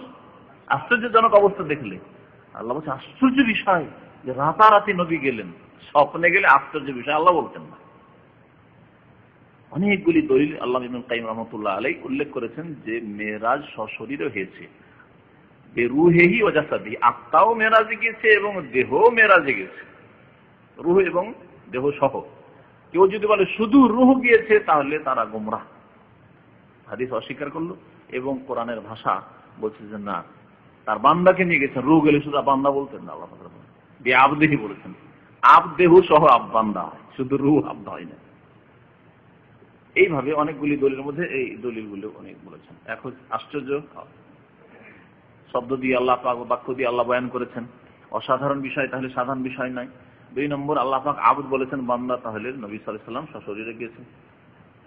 মানে জুতা খুলতে যাচ্ছিলেন, জানো না, এরকম কোন সহিহ হাদিস মনে হয় নাই। মেরাজের হাদিস আজকে লম্বা হাদিস আছে, ওতে নেই। এগুলি সহিহ হাদিস। বুখারী মুসলিমে যে হাদিসগুলি মেরাজ সম্পর্কে আছে সেগুলি সহিহ হাদিস। হ্যাঁ, কাবা কাউসাইন, হাফেজ কোরআন আর গুণ করে পড়ছে। সুম্মা দানা ফাতাদাল্লা ফাকানা কাবা কাউসাইন ওয়া আদনা। কাবা কাউসাইন, কাবা মানে কাছাকাছি, আর কাউসাইন মানে হচ্ছে যে ধনুক, বুঝেছেন? ধনুকের যে দূরত্ব আছে, 2 ধনুকের কাছাকাছি হয়ে গেলেন, মানে অত্যন্ত নিকটবর্তী হয়ে গেলেন। সুম্মা দানা, নিকটবর্তী হলেন, ফাতাদাল্লা, অত্যন্ত কাছাকাছি হয়ে গেলেন, ফাকানা কাবা কাউসাইন ওয়া আদনা, এর চাইতেও হয়তো নিকটবর্তী হয়ে গেলেন। এটা কার নিকটবর্তী, এই নিয়ে তাফসীরকারদের ইখতিলাফ আছে। আল্লাহর নিকটবর্তী না জিবরাইল আলাইহিস সালামের নিকটবর্তী হওয়ার কথা বলা হয়েছে, বুঝা গেছে? হ্যাঁ হ্যাঁ। তো আরেকটি মত হচ্ছে যে এটা জিবরাইল আলাইহিস সালামের নিকটবর্তী হওয়া, ফাকানা কাবা কাউসাইন আদনা, এটি আল্লাহ পাকের না। আল্লাহ পাকেরই যদি হয় আরেকটি মত আছে, তাতে এমন কি হলো? আল্লাহ পাকের নিকটবর্তী, আল্লাহ পাকের নিকটেও আছেন, আল্লাহ পাক আরশ আজিমও আছেন। সাধারণ বান্দা সম্পর্কে আল্লাহ বলেছেন ফাইন্নী কারিব, সাধারণ বান্দা চেয়ে অনেক বেশি নিকটবর্তী হয়েছেন আল্লাহ রাসূলুল্লাহ সাল্লাল্লাহু আলাইহি ওয়াসাল্লাম। আল্লাহ কি বলছেন না যে ওয়াইদা সালাকা ইবাদি আন্নী ফাইন্নী কারিবুন। তো সাধারণ বান্দা যে আল্লাহর কাছে দোয়া করে, আল্লাহ বলছেন আমি তার নিকটে, তাহলে নবী সাল্লাল্লাহু আলাইহি ওয়াসাল্লাম মেরাজে গেছেন, আরো কত নিকটে হয়েছে। কিন্তু 2 ধনুক মানে আপনি আল্লাহ পাক এটাকে এই ভঙ্গিমাতে, বাক ভঙ্গিমা বয়ান করেছেন। তার মানে এই নয় যে নিশ্চিত আল্লাহর নিকটবর্তী এইভাবে বোঝানো হয়েছে। একটা লোক যদি খুব কাছে থেকে কথা বলে তাহলে আমি অত্যন্ত নিকটের লোক, ঠিক না? তো ওইভাবে আল্লাহ পাক এখানে বয়ান করেছেন। সে আল্লাহ পাকের ক্ষেত্রে হইতে পারে অথবা জিবরাইল আলাইহিস সালামের নিকটবর্তী হওয়ার কথা হইতে পারে। জিবরাইল আলাইহিস সালাম কি যেমন তেমন সৃষ্টি নাকি? 600 যদি ডানাই থাকে তাহলে কি যেমন তেমন সৃষ্টি? এগুলো নিয়ে দলিল, এক অপরের দলিলগুলি সবগুলি দেখতে হবে। জিবরাইল আলাইহিস সালামের যা 600 ডানা আছে, তার হাতি কত বড় আছে? তিনি কি আপনার মতো সিনাস্তাক করেছেন বসে নাকি? চিন্তা করেন আপনি। মালাকুল মউত ফেরেশতা সৌদি আরবে বসে সারা পৃথিবীর মানুষের রূহ কবজ করতে পারবেন কি পারবেন না, তার হাতি কত বড় আছে আপনি কি মনে করেন? যে এক ফেরেশতা জিবরাইল আলাইহিস সালামের কাছাকাছি ফেরেশতা মালাকুল মউত, তার শ্রেষ্ঠ ফেরেশতা 4 জন, তার মধ্যে জিবরাইল, মিকাইল, ইসরাফিল, মালাকুল মউত। তো কত বড় তাহলে তাদের বডি, যে কাদসাদ্দাল উফুক, একটা দিগন্ত ফুল ঘিরে দিলেন, উত্তর পূর্ব থেকে দক্ষিণ পূর্ব পর্যন্ত ফুল, আর কোনো জায়গায় খালি নেই। জিবরাইল আলাইহিস সালাম যখন আসছেন, তাহলে চিন্তা করেন যে তাহলে কত বড় দেহ হতে। আপনার মতো 3.5 হাতের মানুষ 3.5 হাতে জুটবেন না, আর বসে বসে সিনা চাক করছে। ব্রেনটাকে অনেক প্রশস্ত করতে হবে এইসব কথা, গাইবের কথা এবং আল্লাহর ফেরেশতা জগৎকে বুঝার ব্যাপারটা। আর যদি আল্লাহর ব্যাপার হয় তাহলে আরো কত প্রশস্ত ব্রেনটাকে করতে। আল্লাহু আকবার, কত বড় আকবার আল্লাহ জানে। জিবরাইল নাম কে? মালাকুল মউত। আজরাইল নাম কিন্তু বিদাতি নাম, ওই নাম ছাড়েন। আবার আজরাইল আলাইহিস সালাম কেন বলছেন? আজরাইল নাম কোন হাদিসে নেই। আজরাইল যে মালাকুল মউতের নাম আজরাইল, এই নাম কোন হাদিসে নেই। সহিহ হাসান কবুলের কোন গ্রহণযোগ্য হাদিস, কোন হাদিস নেই।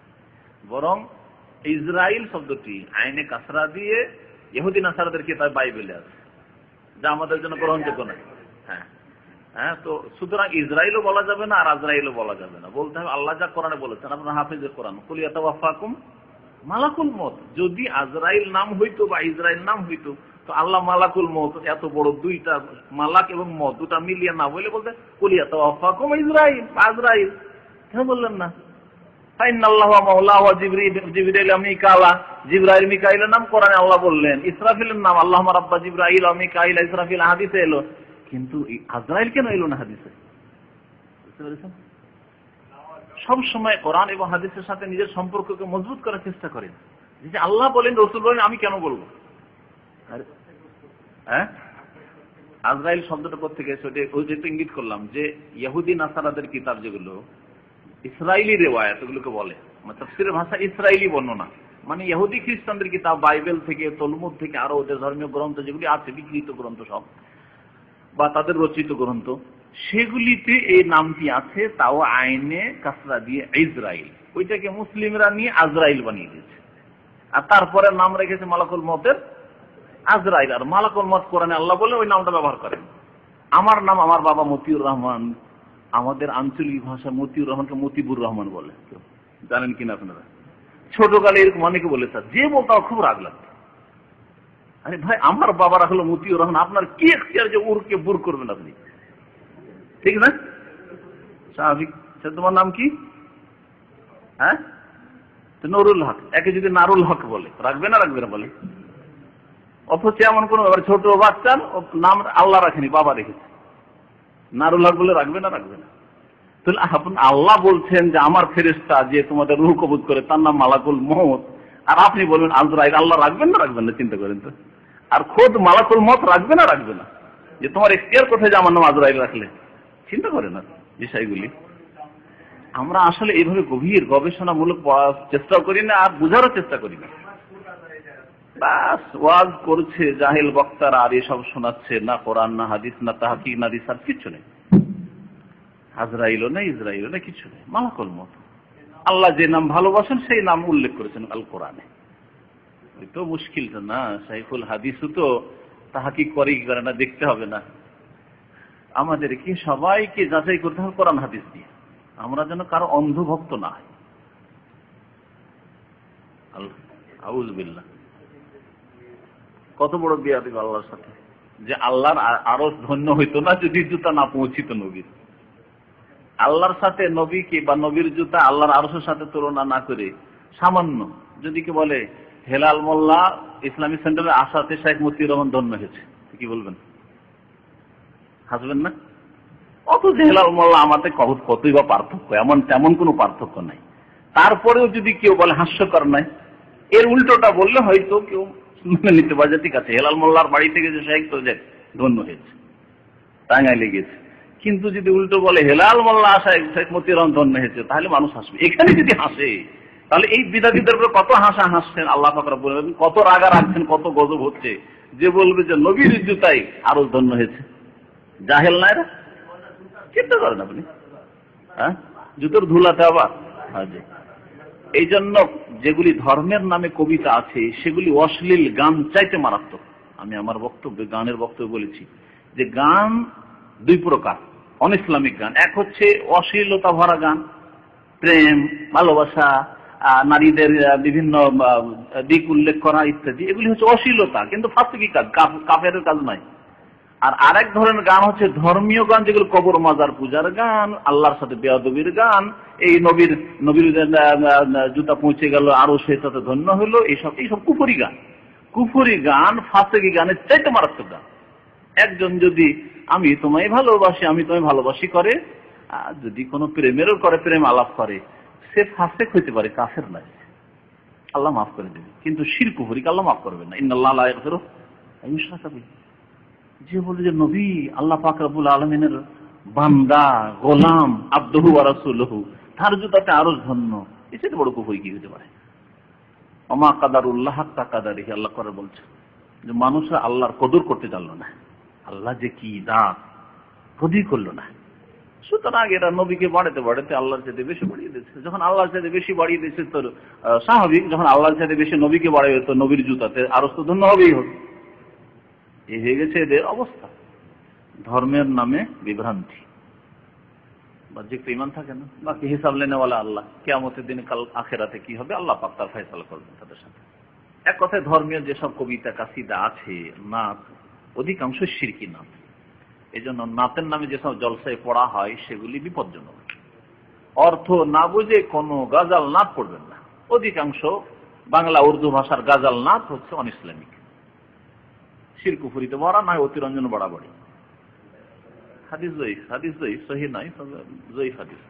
ওই জয়ীফ হাদিস ওরা বয়ান করে। সাফাহু ফি আশারাতি মিন আহলি বাইতিহি কুল্লুহুম কাদ ওয়াজাবাত লাহুমুল জান্নাহ ওয়াজাবাত লাহুমুন নার। হাদিস জয়ীফ। সুতরাং জয়ীফ হাদিস সাব্যস্ত নবী সাল্লাল্লাহু আলাইহি ওয়াসাল্লাম থেকে। তবে কোরআনের হাফেজ বানাইলে, কোরআনের আলেম বানাইলে তার ফজিলত আছে। যে ব্যক্তি মেহনত করেছে পেছনে, একজন ছেলেকে হাফেজ বানাতে তার বাবাকে মেহনত করতে হয়েছে, তার মাকে মেহনত করতে হয়েছে, সময়ে তাকে খাবার দিতে হয়েছে, নাস্তা দিতে হয়েছে, মাদ্রাসা পাঠাইতে হয়েছে, আবার খেয়াল রাখতে হয়েছে পড়লো কি পড়লো না, মুখস্থ করলো কি করলো না, তো নেকি পাবে না? অনেক নেকি পেয়েছে, এতে কোনো সন্দেহ নেই। হ্যাঁ, না নামাজ নিজে আমল যদি বেনামাজি হয় তাহলে তার জান্নাত পাবে না। কিন্তু একজন নামাজি যদি ছেলেকে হাফেজ বানায়, তার সাথে ছেলেকে আলেম বানায়, তাহলে প্রত্যেকটি নেক আমলের নেকি ছেলে যা করবে তা বাবা পাবে, অবশ্য মা পাবে, কারণ এর পেছনে মেহনত করেছে বাবা মা। মানদাল্লাহ আলা খাইরিন ফালাহু মিসলু আজরি ফাইলিহি, নবী সাল্লাল্লাহু আলাইহি ওয়াসাল্লাম। যে ব্যক্তি কল্যাণের রাস্তা দেখাবে সে কর্তার সমান নেকি পাবে। ছেলে কর্তা, হাফেজ হইলো, মেয়ে হাফেজ হইলো, আলেম হইলো, তো তার নেকি বাবা মা অবশ্যই পাবে, এতে কোনো সন্দেহ নেই। কিয়ামতের দিনে সহিহ হাদিস আছে, নেকি পেয়ে তার নাজাত পাবে না, কারণ ফরজ না থাকলে অ্যাডিশনাল দিয়ে তার নাজাত পাওয়া যায় না, পাস করা যায় না। বুঝতে পেরেছেন? ফরজ যার ঠিক নাই সে তার অ্যাডিশনাল পেপার দিয়ে তার পাস করে কোনোদিন তো যেতে পারবে না।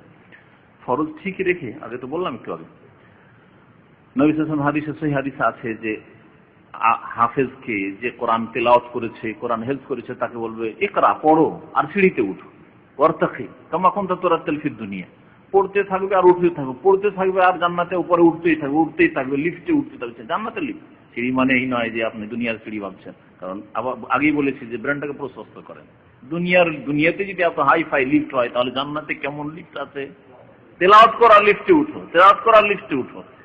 এই করতে করতে এই ছেলে যতবার তেলাওয়াত করেছে, যত কোরআন পড়েছে, যত মুখস্থ করেছে, শেষ ফাইন্না মানজিলাতাকা ইনদা আখিরি আয়াতিন তাকরাউহা, তোমার মর্যাদা, তোমার মান ওখানে গিয়ে থামবে যে শেষ আয়াত পড়ে শেষ করবে তুমি, যতবার পড়েছে। তাহলে কতবার আয়াত পড়েছে একটা মুখস্থ করার জন্য? একটি আয়াত। আমরা দেখেছি অনেক সময় একটা আয়াত 50 বার না পড়লে মুখস্থ হয় না। একটা রুকু মুখস্থ করলে 50 বার হয়তো পড়তে হয়, যত ইব্রানি হোক 10 বার তো পড়তে হবে। তাহলে কতবার একজন হাফেজ, একজন আলেম একটি আয়াত পড়েছে। এত দূরে যদি ছেলে যায় তো বাবাকে কি আল্লাহ অনেক নিচে রেখে দেবে? বাবার যদি ফরজ ওয়াজিব ঠিক থেকে থাকে, হারাম কাবিরা থেকে বেঁচে থাকে, তো আল্লাহ পাক ছেলের সাথে আল্লাহনা বিহিম যুররিয়াতাহুম, কোরআনে কারীমে আছে যে বাবা মাকে ছেলে মেয়ের সাথে আমি মিলিয়ে দেবো, সাক্ষাৎ করিয়ে দেবো, কোরআন বলছে। তাহলে নিশ্চয়ই আল্লাহ পাক রব্বুল আলামিন ছেলের জন্য, মেয়ের জন্য, ভালো ছেলে ভালো মেয়ে, নেক ছেলে নেক মেয়ের জন্য আল্লাহ বাবা মায়ের মান সম্মান বাড়াবেন। আম হাদিস দ্বারা প্রমাণিত, কিন্তু 10 জন লোক জাহান্নামে ওয়াজিব হয়ে গেছিল, তাদেরকে জান্নাতে নিয়ে চলে যাবে, এত ক্ষমতা, এগুলো প্রমাণিত নয়। ওইসব বলার দরকার নেই। মারিফতি গান এই অশ্লীল গান চাইতে খারাপ। ফিল্মের গান মারিফতি গান চাইতে ভালো। ফিল্মের গান ফাসিকি কাজ, গুনার কাজ, লম্পটি কাজ, আর এটা হচ্ছে শিরকুফরি কাজ, মারিফতি গান। কারণ শিরকুফরি ছাড়া তো কিছু নেই। একটা গানে গজলে বলছে, উর্দু শায়ের, উর্দু কবি, আরে এই নাদান ইহা মিলতা হে বেমাঙ্গি, রওজার কথা, নবীর কবর কথা ইশারা করে বলছে, বড় লম্বা একটা লাইন আমার মুখস্থ আছে, কারণ এসব শিরকি কথা। এমনিও গজলটা মুখস্থ অভ্যাস ছিল না। আরে এই নাদান বলছে, এই মূর্খ, এই নবীর দরবারে আসলে মিলতা হে বেমাঙ্গে, না চাইলেও পাওয়া যায়, না চাইলেও পাওয়া যায়। চিন্তা করেন তো, এইসব কবিতা পড়ার চাইতে এটা কুফরি। আর যারা অশ্লীল কবিতা পড়ছে, অশ্লীল গান পড়ছে, তারা ফাসিকি করছে, তো ফাসিক কাফের চাইতে ভালো, অনেক ভালো। খুব সহজ ভাষায় বলতে পারতো যে যদি রমজান মাসে রোজা ছুটে থাকে, কোনো ব্যক্তির আর মারা যায়, তাহলে এই রোজার কি হবে? সহজ কথা। আবার কিছু কিচ্ছা কাহিনী কোথায় মারিফতি গাম থেকে গজল থেকে কোথায় চলে এলো, কথার কোন স্টেশন নেই। নবী সাল্লাল্লাহু আলাইহি ওয়াসাল্লাম বলেছেন মান মাতা ওয়া আলাইহি সিয়াম, কোন ব্যক্তি যদি মারা যায় আর ওর উপর রোজা থেকে যায়, ফরজ রোজা, সামা আনহু ওয়ালিয়ুহু, তাহলে তার আত্মীয় স্বজন ওয়ারিসিনরা রোজা রেখে নেবে। এটি হাদিস বুখারীর। এখন এই রোজা কোন রোজা, এই ক্ষেত্রে দুটি মত আছে। একদল বলছে শুধু মান্নতের রোজা, আর একদল বলছে মান্নত এবং ফরজ রোজা। মান্নত ফরজ রোজা, যে মান্নত করে নিয়েছে যে আমি এই রোজা রাখবো, আমার এই কাজ হয়ে গেলে এই রোজা রাখবো, মান্নত ফরজ। আর রমজান মাসের রোজাও যদি কোনো মৃত ব্যক্তির ছুটে গিয়ে থাকে, অসুস্থ ছিল, অসুস্থ অবস্থায় থেকে পরে সুস্থ হলে কিন্তু রোজা কাজা করতে পারেনি, মারা গেছে, গত রমজানের রোজা রাখতে পারেনি অসুস্থতার কারণে, আর তারপরে লোকটি মারা গেছে। মধ্যখানে হয়তো কিছুদিন সুযোগ পেয়েছিল, আচ্ছা রাখবো, শীতকাল আসো, ছোট দিন হোক, রাখবো করতে করতে হঠাৎ মারা গেছে। তাহলে সামা আনহু ওয়ালিহু, তার আত্মীয় স্বজনরা ওয়ারিসিন, যারা টাকা পয়সার ভাগ নেবে, জমি জায়গার ভাগ নেবে, তাদেরকে ওলিও বলা হয়েছে, তারা রোজা রাখে। কারণ যখন ধন সম্পদ নেবে তোমার বাবার মায়ের রোজা রাখো। এই মাসলাকে কোথায় আব্দুর রহমান নিয়ে গেল? মাসলাই যদি জানতে হয় তো এইটাকে কোথায় নিয়ে গেল? মারিফতিতে। এর সাথে মারিফতির কি সম্পর্ক? হ্যাঁ, খেলতামাশা করে, কিন্তু এর সাথে মারিফতির কি সম্পর্ক? এটা তো হইল ফিকার মাসলা মাসাইল, হাদিস দ্বারা প্রমাণিত। একজন মানুষ মারা গেছে, রোজা ছুটে আছে, কি করতে হবে রোজা? ইসলামে এই মারিফত নেই, যে মারিফতের কথা তারা বলছে। জি, বিসমিল্লাহির রহমানির রহিম, আলহামদুলিল্লাহি রাব্বিল আলামিন, ওয়াসসালাতু ওয়াসসালামু আলা রাসূলিহিল কারীম ওয়া আলা আলিহি ওয়া সাহবিহি আজমাইন, ওয়া বা'দ। ক্বালা আল মুআল্লিফ রাহিমাহুল্লাহু তাআলা কিতাবু বাদইল খালক। লেখক বলছেন যে এই অধ্যায় হচ্ছে বা এই পর্ব হচ্ছে সৃষ্টির সূচনা সম্পর্কে। বাদউন মানে শুরু হওয়া, আর খালক মানে সৃষ্টি, সৃষ্টির সূচনা, আল্লাহ পাক যে সৃষ্টি আরম্ভ করলেন এই সম্পর্কে, এবং বিভিন্ন সৃষ্টির কথা উল্লেখ আছে এই অধ্যায়ে আল্লাহ পাকের। আবু হুরায়রা রাদিয়াল্লাহু তাআলা আনহু বর্ণনা করছেন যে রাসূলুল্লাহ সাল্লাল্লাহু আলাইহি ওয়াসাল্লাম বলেছেন, লাম্মা কাযাল্লাহু আযজা ওয়া জাল্লা আল খালকা, মহান আল্লাহ পাক যখন সৃষ্টি করার সিদ্ধান্ত নিলেন, কাযা মানে সিদ্ধান্ত নেওয়া, সৃষ্টি করার ফয়সালা করলেন, কাতাবা ফি কিতাবিন, তখন তিনি এক কিতাবে লিখলেন, ফাহুয়া ইনদাহু ফাওকাল আরশ, আর সেই লিখনিটি আল্লাহর নিকট আরশের উপর রয়েছে। একটি কিতাবে লিখলেন মানে একটি লিখনিতে লিখলেন। বিষয়বস্তু কি ছিল লিখার? এই বিষয়বস্তু, ইন্না রাহমাতি সাবাকাত গাযাবি, নিশ্চয় আমার রহমত আমার ক্রোধকে অতিক্রম করে গেছে, আমার ক্রোধকে, গজবকে পার করে গেছে। অর্থাৎ আল্লাহ পাকের ক্রোধ আছে জালেমদের উপর, নাফরমানদের উপর, মুশরিকের উপর, কাফেরের উপর, কিন্তু আল্লাহর রহমত যে আছে, এই রহমত গজব চাইতে বেশি আল্লাহ রাব্বুল আলামিনের।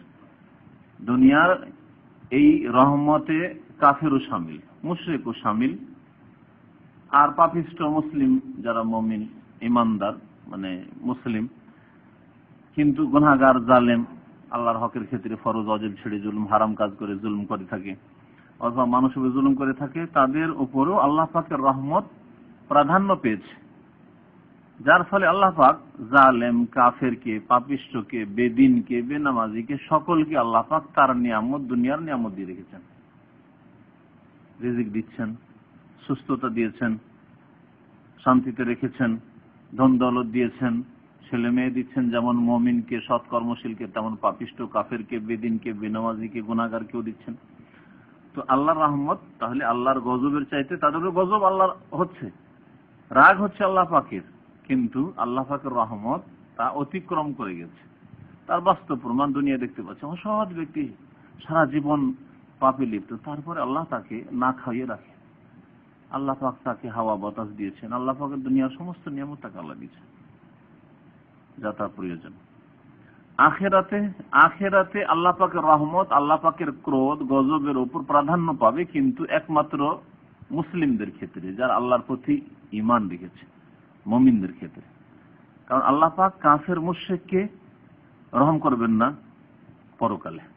পরকালের রহমত দয়া আল্লাহ পাক খাস রেখেছেন ঈমানদারদের জন্য, যারা ঈমান নিয়ে এসেছে, যদিও সামান্য আমল হোক না কেন। কিন্তু আমল হইতে হবে, শুধু ইমানের দাবি করলে হবে না, সামান্য আমল হইল। আর ওই সামান্য আমল হচ্ছে 5 ওয়াক্ত নামাজ পড়া। এই জন্য নামাজ ত্যাগ করাকে কুফরি বলা হয়েছে। নামাজ ত্যাগ করলে ইমান থাকে না, ইসলাম থাকে না, নষ্ট হয়ে যায়। ইন্না রাহমাতি সাবাকাত গাযাবির এই ভাবে অর্থ করবে। দুনিয়ার ক্ষেত্রে এই রহমত আল্লাহ পাকের প্রাধান্য পেয়েছে আল্লাহর গজবের উপর, সুতরাং মুসলিম কাফের সৎ অসৎ সবাইকে আল্লাহ তার রহমতে শামিল করেছেন। আর পরকালে আল্লাহ পাক পাপিষ্ঠদেরকেও জাহান্নাম থেকে উঠিয়ে উঠিয়ে জান্নাতে দেবেন। হুকুম হবে যে ঠিক আছে উঠো, শাফাত হবে, হুকুম হবে, আল্লাহ পাকের রহমত হবে, শাফাত শেষে আল্লাহ পাক খাস রহমতে আল্লাহ পাক অনেক লোককে জাহান্নাম থেকে উদ্ধার করবেন। কিন্তু শর্ত হচ্ছে ঈমান থাকতে হবে। আর ঈমান যে বলা হয়েছে হাদিসে সরিষা পরিমাণ ঈমান, হ্যাঁ, এই সরিষা পরিমাণ ঈমান মানে সর্বনিম্ন কিছু আমল হইতে হবে। একজন মানুষ সারা জীবন কোনো আমল নেই, অথচ দাবি করে মুসলিম হওয়ার বা মুসলিম পরিবারে জন্ম নিয়েছেন, না, এভাবে ঈমান থাকবে না। এই ক্ষেত্রে ঈমান ভঙ্গের যে 10টি কারণ উল্লেখ করা হয়েছে, প্রসিদ্ধ কারণগুলি, ওগুলোকে সামনে রাখতে হবে। কারণ জন্মগত মুসলিম মানুষ যদি তার ঈমানকে নষ্ট করে দিয়ে থাকে, ঈমানকে ভঙ্গ করে দিয়ে থাকে বুঝে নষ্ট করার মতো করে, তাহলে তো সেই ঈমানে কাজ হবে না। ঈমান ভঙ্গ করেনি, গুনাহগার, কিন্তু এমন চরম অপরাধ করেনি যাতে ইসলাম থেকে বেরিয়ে গেছে, জন্মসূত্রে ইসলাম পাওয়া সত্ত্বেও ইসলাম থেকে বেরিয়ে গেছে, ঈমান থেকে বেরিয়ে গেছে, এমন না হয়। তাহলে তাদের উপর আল্লাহর রহমত হবে, জাহান্নামে যদিও জলে পুড়ে কোনোদিন না কোনোদিন জান্নাতে ফিরে আসবে। কিন্তু কোন ব্যক্তি কি বলবে যে আমি ওইরকম থাকবো, জাহান্নামে যাবো, একদিন তো ফিরে আসবো, যেমন এক শ্রেণীর জাহেল মূর্খরা বলে থাকে। দুনিয়ার ক্ষেত্রে কখনো বলতো না। এই কথা যদি কেউ বলে তার মানে তার পরকালে বিশ্বাস নেই। দুনিয়ার আগুনে যদি বলা হয় তোমাকে বেশি না, কোনোদিন তো ফিরে আসবো, কোনোদিন তো যাক উদ্ধার পাবো, এই কথা দুনিয়ার ক্ষেত্রে দূরের কথা। তোমাকে যদি বলা হয় 1 মিনিট আগুনে হাত রাখো, রাখবে না। 1 মিনিটের জন্য আছে আগুনে ঝাঁপ দাও তো দেখি আগুন জ্বলছে, কখনো দেবে না। কারণ চোখের সামনে আইনুল ইয়াকিন, আগুন দেখতে পাচ্ছি, যেতে ঝাঁপ দিলে 1 মিনিটের জন্য ঝাঁপ দিলে আমি পুড়ে যাবো। আর আখিরাতের ক্ষেত্রে কি করে বলতে পারে সেই জাহেল মুসলিমরা যেমন বলে যে আল্লাহ গাফুরুর রহিম, যদিও গুনাহগার, যদিও নামাজ পড়তে পারি না, আল্লাহ একদিন তো মাফ করবেন, আল্লাহ একদিন তো জান্নাত দেবেন। এরা বেঈমান, আসলে এরা মুমিন নয়। কারণ দুনিয়ার ক্ষেত্রে এরকম কথা কোনোদিন বলে না তারা। তো ঈমান ঠিক হইতে হবে যে ঈমান আল্লাহর কাছে গ্রহণযোগ্য, ঈমান যেন ভঙ্গ না হয়। আল্লাহ পাক আমাদের ঈমান এবং নেক আমলের হেফাজতের তৌফিক দান করেন। তারপরে বড় হাদিস আছে, এই বড় হাদিসের তরজমাটা একটু দ্রুত করছি যাতে করে শেষ করা যায়, না হলে থেকে যাব আমরা। মালিক বিন সাফা রাদিয়াল্লাহু তাআলা আনহু থেকে বর্ণিত 160 নম্বর হাদিস, এই হাদিসের কিতাব বলছেন তিনি কালান নবী সাল্লাল্লাহু নবী করিম সাল্লাল্লাহু আলাইহি ওয়াসাল্লাম বলেছেন, বাইনা আনা ইনদাল বাইত, কোন এক রাতে আমি বাইতুল্লাহর নিকটে ছিলাম, বাইনান নাইমি ওয়াল ইয়াকজান, ঘুমন্ত এবং জাগ্রত ব্যক্তির মাঝামাঝি, মানে গাঢ় ঘুমেও ছিলাম না আর একেবারে জেগেও ছিলাম না, হালকা ঘুমিয়েছিলাম।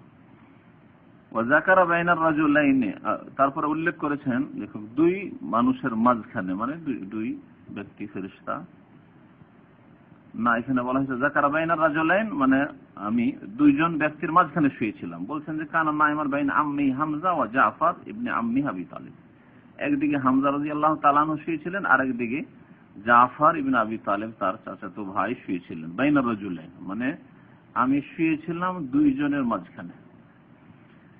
অন্য হাদিস আছে ইনদাল বাইত, এখানে বলা হয়েছে বাইতুল্লাহর পাশে, এই হাদিসে বলা হয়েছে। অন্য হাদিসে বলা হয়েছে আমি ছিলাম উম্মে হানির বাড়িতে। তাহলে দুটো সমন্বয় কি?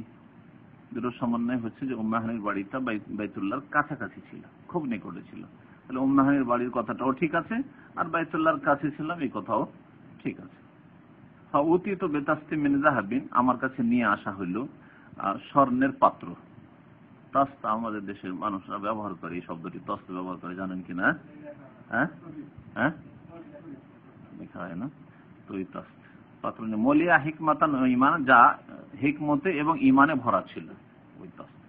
ফাশুক্কা মিনান নাহার ইলা মারাকিল বাতন, আমার বক্ষ থেকে শুরু করে, নাহার মানে এই নহরের জায়গা, এই যে আপনার হলকের এখানে যে প্রথম হাড্ডিটা আছে, এখান থেকে শুরু করে ইলা মারাকিল বাতন, যে পেট যে শুরু হচ্ছে, এই জায়গাটা যেখানে আপনার হাড্ডিগুলো শেষ হচ্ছে আর পেটের অংশ শুরু হচ্ছে, এই পর্যন্ত ফেড়ে দেওয়া হলো, বিদীর্ণ করে দেওয়া হলো, শাক্কে সাদর যাকে বলা হয়, নবী করিম সাল্লাল্লাহু আলাইহি ওয়াসাল্লামের সিনা চাক করা হলো। সিনা চাক করা ভাষাটি খুব আমাদের দেশে ভাষায় ব্যবহার করে। সিনা মানে বুক, আর চাক করা মানে ফেড়ে দেওয়া, বিদীর্ণ করা।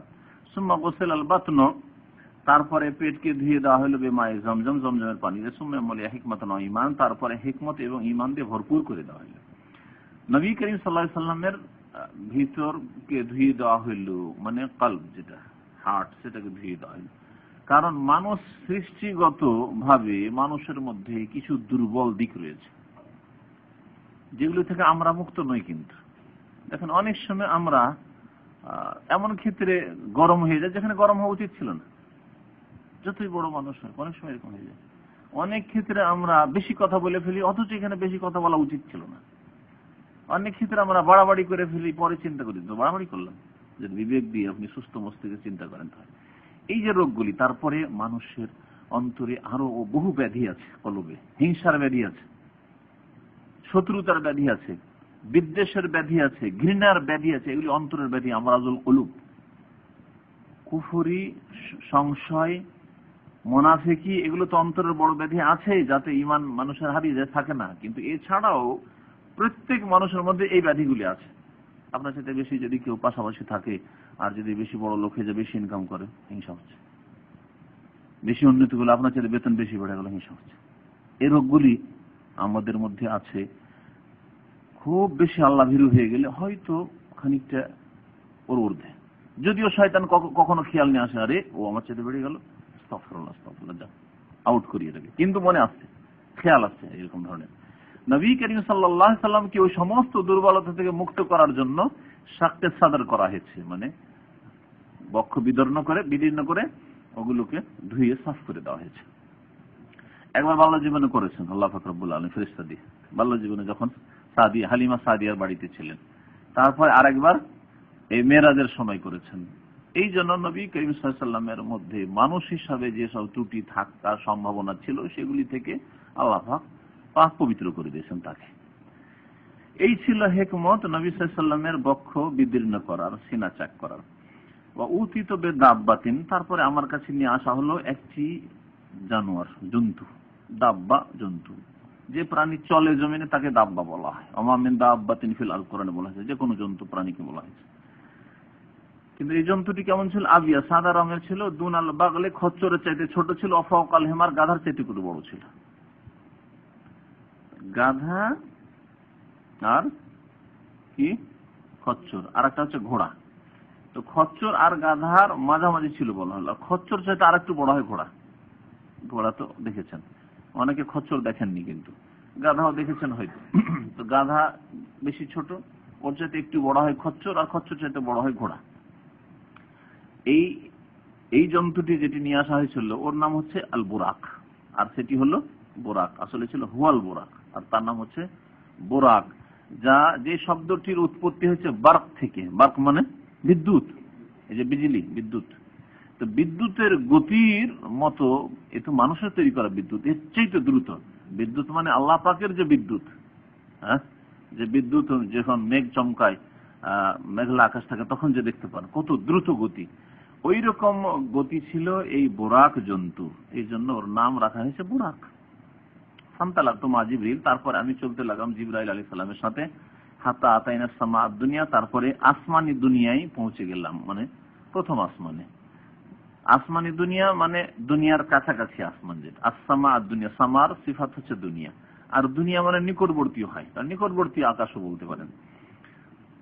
কিলা, তখন জিজ্ঞাসা করা হলো, মান হাজা, ইনি কে? কালা জিবরিল, জিবরাইল আলাইহিস সালাম বললেন, কালা জিবরিল না, মান হাজা, এ কে? প্রথম জিজ্ঞাসা করলো। কাল বললেন জিবরিল, মানে আনা জিবরিল। প্রথম জিবরাইল আলাইহিস সালাম নিজের পরিচয় দিলেন। কাকে বলছেন তাহলে? হ্যাঁ, ফেরেশতারা যারা আকাশের দরজায়, গেটে পাহারায় আছেন। তাহলে এই হাদিস স্পষ্ট প্রমাণ করে যে প্রত্যেকটি আকাশ আছে এবং আকাশের দরজা আছে। লা তুফাত্তাহু লাহুম আবওয়াবুস সামা, কোরআন বলছে যে আবওয়াবুস সামা আছে, আসমানের দরজা আছে। সুতরাং যদি সায়েন্স বলে যে না না না, দূরের জিনিস দেখতে অন্ধকার লাগে, আর ওই মেঘলা মেঘলা লাগে বা নীল লাগে, আসলে আকাশ বলে কিছু না, যেমন এক যুগে সায়েন্টিস্টরা বলতো, এসব ভ্রান্ত কথা। কারণ কোরআন হাদিস বলছে যে আসমান আছে, এবং আসমান মানে শুধু দেখতে লাগছে আসমানের মতো এমন নয়, বরং আসমান আসলে আছে, আর আসমানের দরজা পর্যন্ত আছে, আর দরজায় পাহারাদার ফেরেশতাও নিযুক্ত আছে। এই সমস্ত কিছু কোরআন হাদিস দ্বারা প্রমাণিত। জিজ্ঞাসা করা হলো কে? কালা জিবরিল, মানে আনা জিবরিল। যেমন আমরা বলি কে? মতিউর রহমান বলছেন যে আমি, ওই রকমই বলেছেন জিবরাইল, আসলে ছিল আনা জিবরিল। কিলা, তারপরে জিজ্ঞাসা করা হলো মান মাআকা, আপনার সাথে কি আছে? কালা মুহাম্মদ, হুয়া মুহাম্মদ, আমার সাথে রয়েছেন মুহাম্মদ সাল্লাল্লাহু আলাইহি সাল্লাম। কিলা, তারপর আবার জিজ্ঞাসা করা হলো আওয়াকাদ উরসিলা ইলাইহি, তাকে কি ডেকে পাঠানো হয়েছে? এটা হচ্ছে একটা অর্থ, আর এটাই বেশি ঠিক। কেউ কেউ এর অর্থ করেছে আওয়াকাদ উরসিলা ইলাইহি, তাকে রাসূল বানিয়ে দেওয়া হয়েছে, তার মানে তাদের জানা ছিল না তাহলে ফেরেশতাদের যে শেষ নবী মুহাম্মদ সাল্লাল্লাহু আলাইহি ওয়াসাল্লামের আবির্ভাব ঘটে গেছে, আর তার কাছে ওহী হয়ে গেছে, রিসালাত পেয়ে গেছেন। অথচ মেরাজের সময় কমে পক্ষে নবী সাল্লাল্লাহু আলাইহি ওয়াসাল্লামের রাসূল হওয়া 10 বছর হয়ে গেছে। তাহলে ওই অর্থ যুক্তিসঙ্গত নয়। যারা বলেছে আওয়াকাদ উরসিলা ইলাইহির অর্থ মানে তাকে কি রাসূল বানিয়ে দেওয়া হয়েছে, তার কাছে কি রিসালাত পৌঁছে দেওয়া হয়েছে। আর আওয়াকাদ উরসিলা ইলাইহি মানে তাকে কি ডেকে পাঠানো হয়েছে, আরসালতু ইলাইহি মানে তাকে ডেকে পাঠালাম, আরবি ভাষায় বলা হয়। তাকে কি ডাকা হয়েছে, কি জন্য তিনি এসেছেন? যদি আল্লাহর পক্ষ থেকে ডাকা হয় তাহলে ঠিক আছে, এটা বলার উদ্দেশ্য। কালার নাম, হ্যাঁ। কিলা, তখন বলা হইল, তখন ফেরেশতা মারহাবান বিহি, তাকে স্বাগতম জানাচ্ছি। মারহাবা মানে প্রশস্ত জায়গা, রাহাব মানে কোষাদা। যাকাত আলাইহিমুল আরদু বিমা রাহাবাত, কোরআনে কারীম আছে যে ওই তবুকের যুদ্ধে যেসব সাহাবারা জানি তাদের জন্য জমিন সংকীর্ণ হয়ে গিয়েছিল, বিমা রাহাবাত, প্রশস্ত হওয়া সত্ত্বেও। আল্লাহর দুনিয়া মনে হয় সংকীর্ণ হয়ে গেছিল। যখন মানুষ বিপদ আপদে থাকে, কষ্টে থাকে, আপনি কাজের ক্ষেত্রে যদি কষ্টে থাকেন, তো মনে হচ্ছে আমার জন্য দুনিয়া যেন তং হয়ে গেছে, সংকীর্ণ হয়ে গেছে, ভালো লাগছে না। প্রশস্ত বাড়ি থাকা, জমি জায়গা থাকা সত্ত্বেও যদি অশান্তি থাকে স্বামী স্ত্রীর জীবনে, আমার বাড়ি মনে হচ্ছে অশান্তিতে ভরে গেছে, সংকীর্ণ হয়ে গেছে আমার জন্য, এই বাড়িতে থাকার মতো জায়গা নেই আমার, হয় না? বা বলি না আমরা? তো এইরকমই এখানে বলা হয়েছে।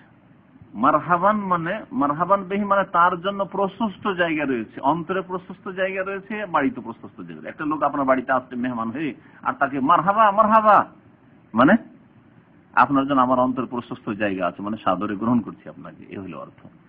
আর আপনার জন্য আমার বাড়িতে ঘরেও প্রশস্ত জায়গা আছে, এমন নয় যে আপনি আমার জন্য ভারী হয়ে মেহমান হয়েছেন, বোঝা ভারী হয়ে গেছে আমার, না। এই তো মারহাবা অত্যন্ত ব্যাপক অর্থ। তাহলে আর যাকে স্বাগতম বলছে, স্বাগতম দিয়ে এই অর্থ প্রকাশ পাচ্ছে কি? ওয়েলকাম দিয়ে এই অর্থ প্রকাশ পাচ্ছে? পাচ্ছে না। দেখেন অন্য ভাষায় আর ভাষার অর্থ কত সংকীর্ণ। ওয়েলকাম, স্বাগতম ইত্যাদি, এত ব্যাপক অর্থ প্রকাশ পাচ্ছে না। কেন? মারহাবা দিয়ে অন্তর প্রশস্ত, আপনার জন্য অন্তর খোলা, ভাই অন্তরে আপনার জায়গা আছে, আমার জন্য আপনার বাড়ি খোলা, বাড়িতে আপনার জন্য জায়গা, যেখানে থাকেন আপনি। এতগুলি অর্থ আছে এই মারহাবা শব্দে। ওয়ালা নেমাল মাজিউ জা, এবং তার আশা বড়ই উত্তম হয়েছে। ওয়ালা নেমাল মাজিউ যাওয়া, সে উত্তম আগমন করেছেন, মানে তার আশা বড়ই এখানে আগমন উত্তম হয়েছে। সাথেই তো আলা আদম, তারপরে আদম আলাইহিস সালামের কাছে পৌঁছলাম। তার প্রথম আকাশে আদম আলাইহিস সালামের সাথে দেখা হলো। ফাসাল্লাম তো আলাইহি, তাকে সালাম করলাম। ফাকালা মারহাবান বিকা মিন ইবনিন ওয়া নাবিয়িন, আপনাকে স্বাগতম বা তোমাকে স্বাগতম, যেহেতু আদম আলাইহিস সালাম পিতা, সেজন্য তুমি বলে সম্বোধন করা বেশি ভালো। যদিও আজকাল আমাদের সিদ্দিক ভাইয়ের মতো দেখছি যে মোহাম্মদকে আপনি বলছে, আর তারপর সিদ্দিক ভাই তো মোহাম্মদকে বলতে দেখেন 16-17 বছর বয়স। অনেকে 1 বছর 2 বছরের ছেলেকেও আপনি বলা আজকাল ফ্যাশন হয়েছে, আর ছেলেদেরকে, আর ছেলে আবার বাবাকে তুমি বলছে, আরো আশ্চর্য লাগে। হ্যাঁ, দুই দিক থেকে যদি আপনি আপনি হয় খুব চলে, ব্যালেন্সটা ঠিক আছে। কিন্তু আজকালকার ছেলেরা বাবা মাকে মা তুমি, বাবা তুমি, আরো বলছে আপনি কেমন আছেন বাবু, ভালো আছেন বাবু। আশ্চর্য কথা, কোন ফ্যাশন হইল, যাই কে শিখিয়েছে। তাই তো আলা আদম, আদম আলাইহিস সালামের কাছে আসলাম। ফাসাল্লাম, তাকে সালাম দিলাম। বললেন তিনি যে মারহাবান বিকা, তোমাকে স্বাগতম জানাচ্ছি মিন ইবনিন, তুমি আমার ছেলে এবং নবী, মানে আমার ছেলে এবং নবীকে আমি স্বাগতম জানাচ্ছি। ফাতাইনা সামা সানিয়া, তারপরে দ্বিতীয় আকাশে আসলাম। কিলা, তারপর বলা মান হাজা, কে? কালা জিবরিল। কিলা মান মাকা, আপনার সাথে কে? কালা মুহাম্মদ। কিলা আওয়াকাদ উরসিলা ইলাইহি, তাকে ডেকে পাঠানো হয়েছে। কালা নাম, ওই আগের প্রশ্নগুলি ওই রকমই আসবে, সুতরাং একটু তাড়াতাড়ি বলল কোনো অসুবিধা নেই। কিলা তখন ফেরেশতারা বললেন মারহাবান বিহি, তাকে স্বাগতম জানাচ্ছি, ওয়ালা নেমাল মাজিউ, যা তার আগমন বড় উত্তম হয়েছে। ফাতাইতু আলা ঈসা ওয়া ইয়াহইয়া আলাইহিমাস সালাম, এসে পৌঁছলাম ঈসা আলাইহিস সালাম এবং ইয়াহইয়া আলাইহিস সালাম, এই দুই নবী একই জামানার নবী ছিলেন। জাকারিয়া আলাইহিস সালামের ছেলে ইয়াহইয়া, আর জাকারিয়া আলাইহিস সালামের জামানায় মারিয়ামের মানে ঈসা আলাইহিস সালামের মায়ের যে কেফালতের ঘটনা কোরআনে কারিমে রয়েছে, তাহলে ঈসা আলাইহিস সালাম ইয়াহইয়া আলাইহিস সালামের জামানা কাছাকাছি সময়, একই রকম প্রায় সময়।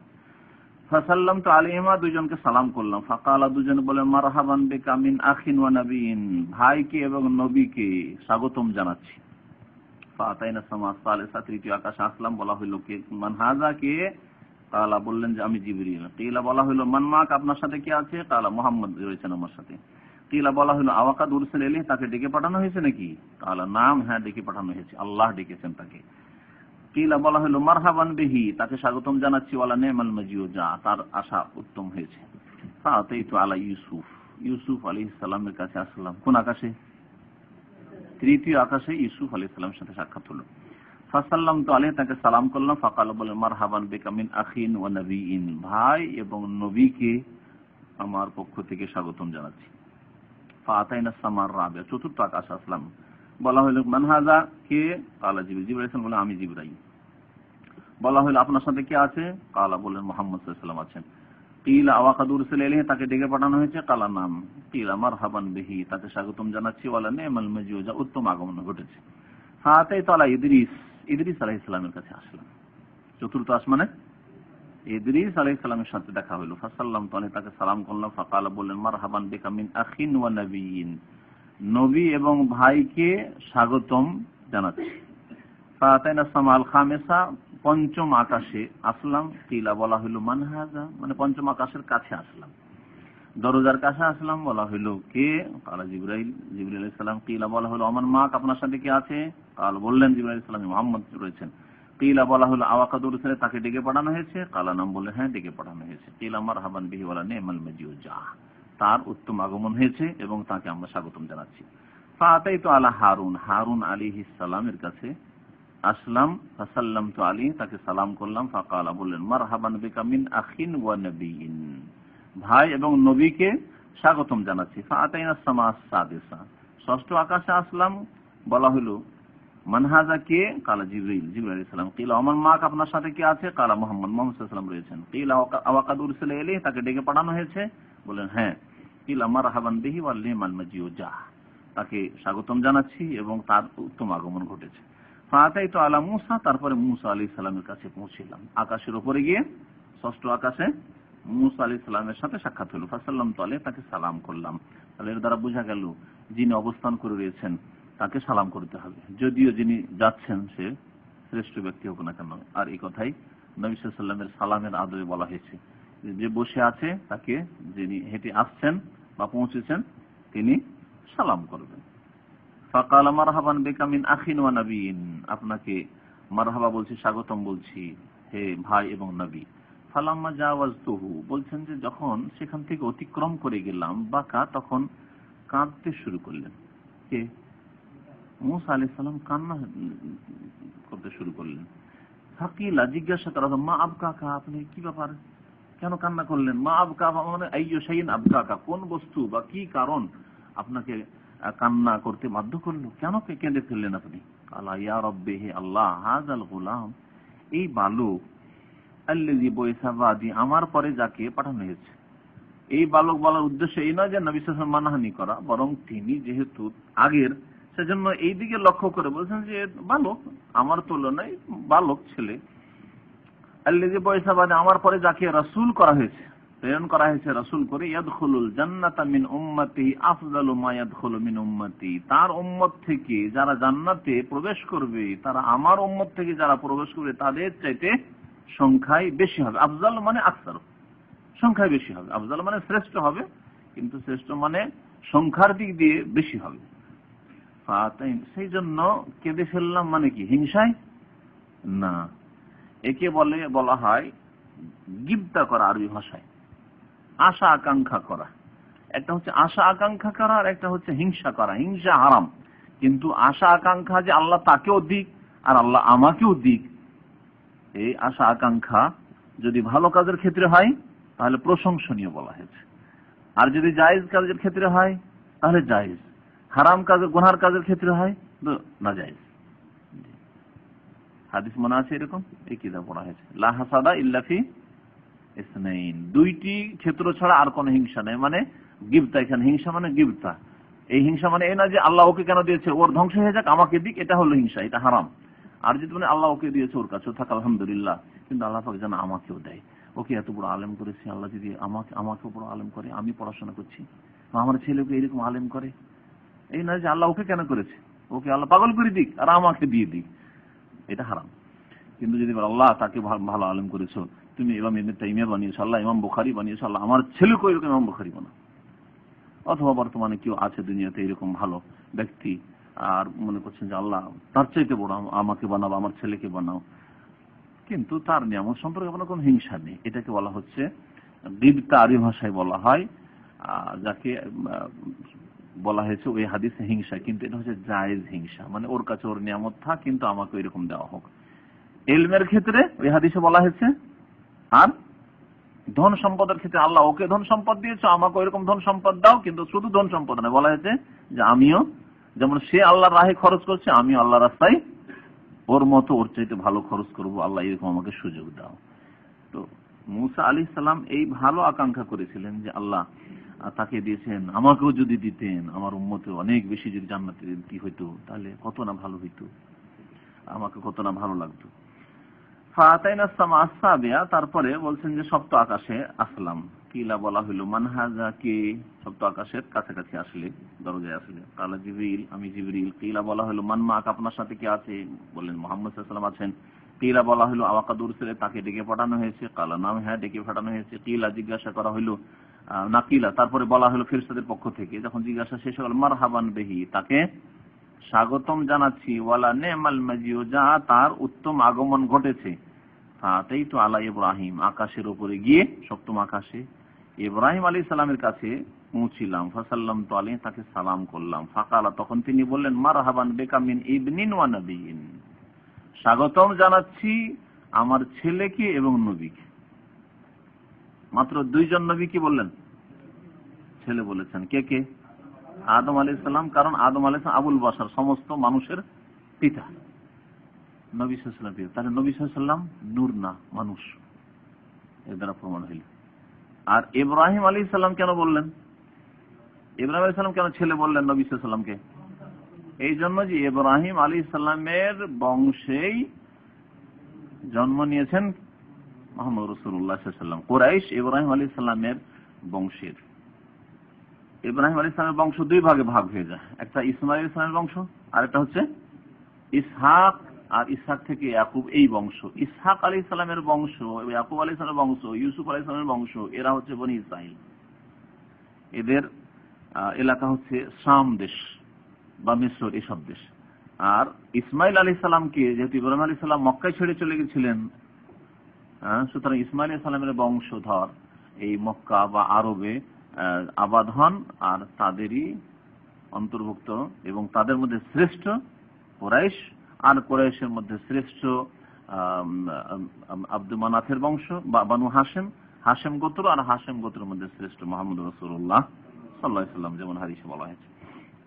তারপরে দেখা হয়ে গেল ফারুফিয়া ইলাইয়াল বাইতুল মামুর, আমার সামনে পেশ করা হলো বাইতুল মামুরকে। তাহলে বাইতুল মামুর কোথায় পেশ করা হলো? সপ্তম আকাশে। ফাসাআলতু জিবরিল, জিবরাইল আলাইহিস সালামকে জিজ্ঞাসা করলাম, ফাকালা, যে এটা কি, এই ঘরটা কি?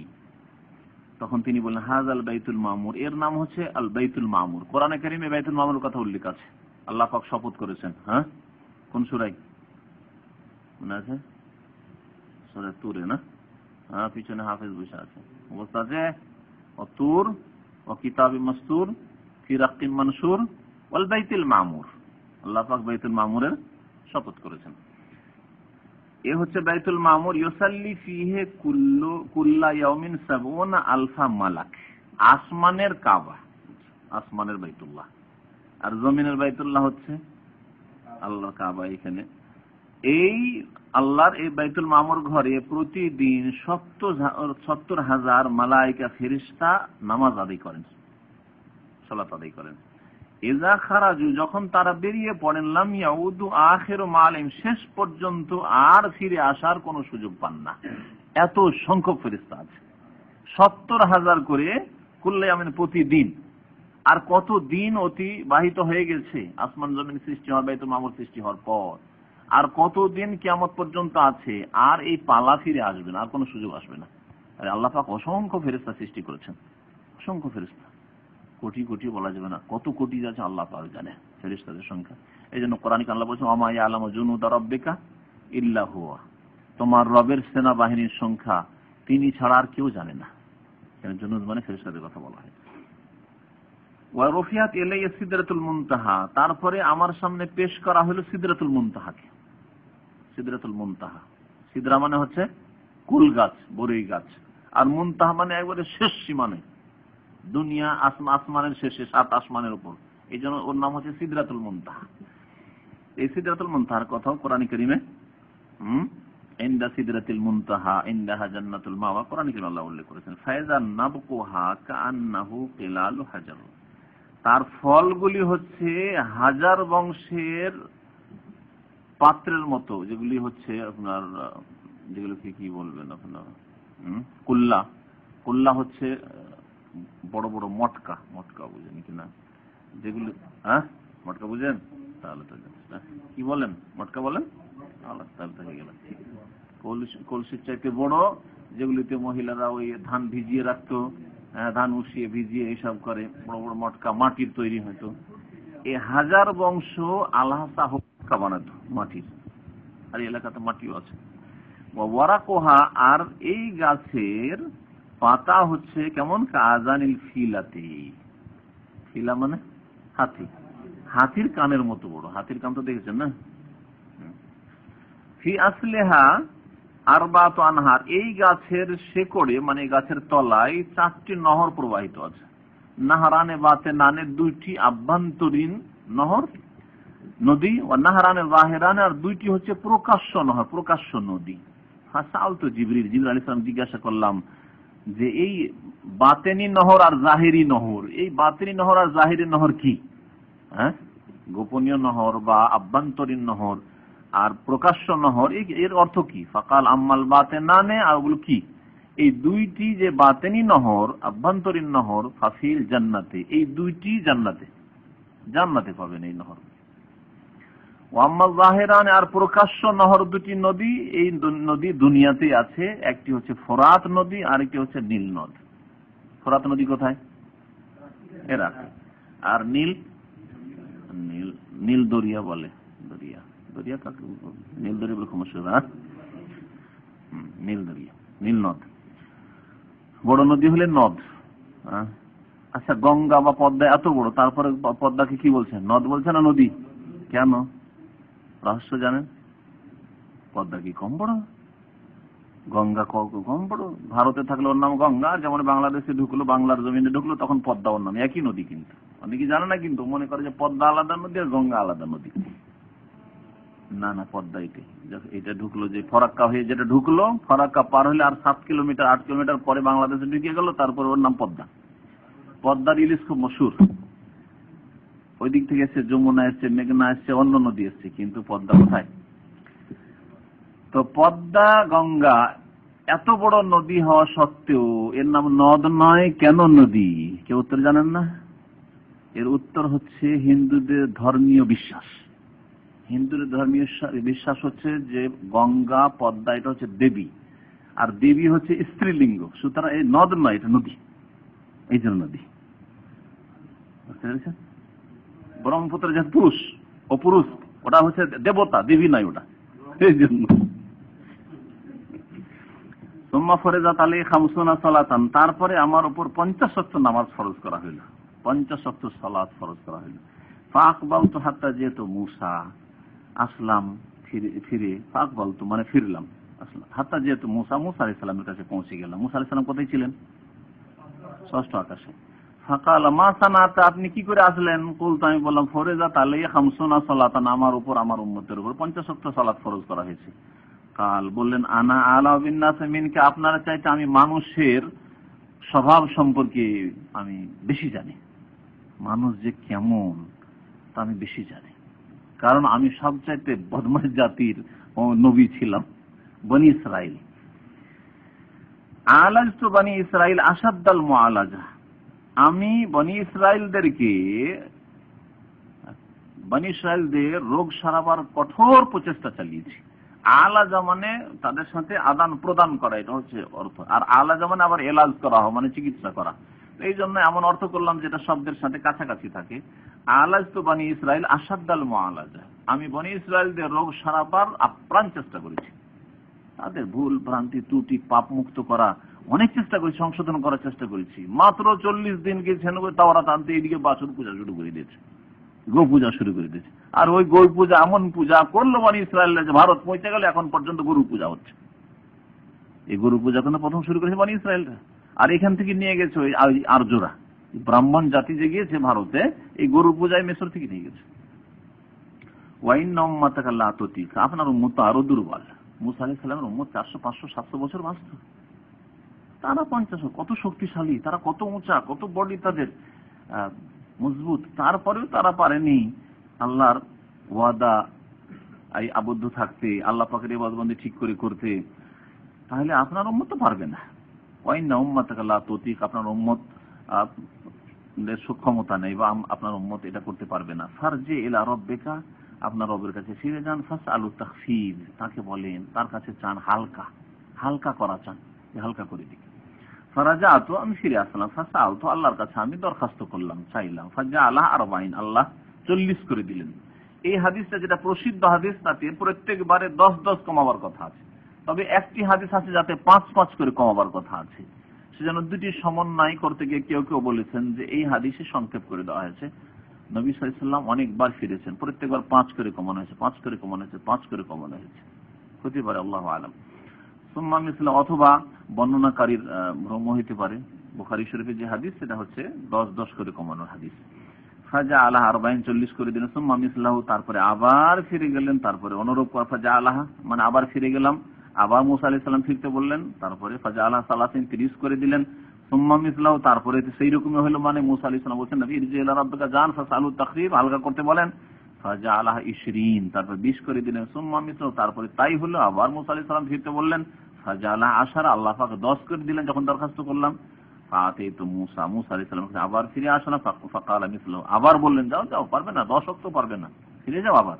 ফাজা আলাহ 5, তখন আল্লাহ পাক 5 ওয়াক্ত করে দিলেন। ফাতাইতু মুসা, মুসা আলাইহিস সালামের কাছে 5 নিয়ে ফিরে আসলাম। ফাকালা মা সানাতা, কি করে আসলেন? কুলতু, আমি বললাম জাআলাহা 5, আল্লাহর কাছে দরখাস্ত করলাম, শেষখানে আল্লাহ 5 করে দিলেন। ফাকালা মিসলা, আবার ওই রকমই বললেন যাও যাও, 5ও পারবে না তোমার উম্মত। আর মুসা আলাইহিস সাদাকা, মুসা আলাইহিস সালাম, মুসা আলাইহিস সালাম সত্যি বলেছেন। আজকে শতকরা একজনও নামাজি নাই, এটা ইসলামী ফাউন্ডেশনের পরিসংখ্যানে বলেছে বাংলাদেশ সম্পর্কে, যে শতকরা একজনও নামাজি নেই, 5 ওয়াক্ত নামাজি ফজর সহ, এরকম নামাজি শতকরা একজন।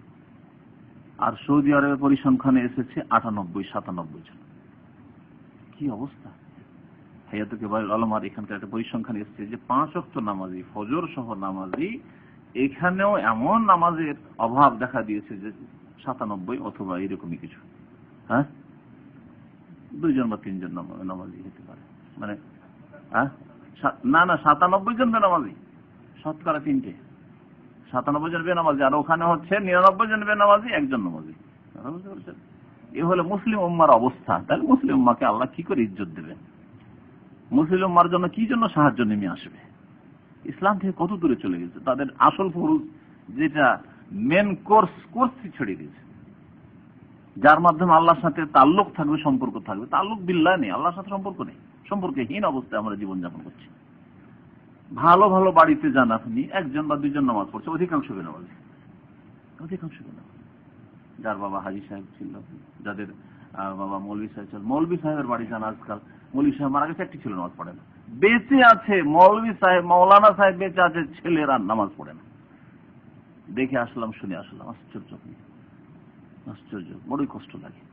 তারপরে বলছেন যে ফিরে যেতে বললেন মুসা আলাইহিস সালাম যে আর 5ও পারবে না। ফাকুলতু, তখন রাসূলুল্লাহ সাল্লাল্লাহু আলাইহি ওয়াসাল্লাম বলছেন সাল্লামতু, আমি মেনে নিয়েছি, আমি এটা মেনে নিয়েছি, আর পারবো না। এখানে সাল্লাম তো শব্দ আছে, অন্য এতে আছে, হাদিসে আছে ইস্তাহিয়াইতু মির রাব্বি, আমি খুব লজ্জা পেয়ে গেছি রবের সামনে, কতবার যাব, আর যেতে পারবো না। আমি ইস্তাহিয়াইতু মির রাব্বি, আমি রবের কাছে বড় লজ্জা পেয়ে গেছি, আর এত ফিরে যেতে পারবো না। 5 যথেষ্ট, এই 5 নিয়ম ফিরব।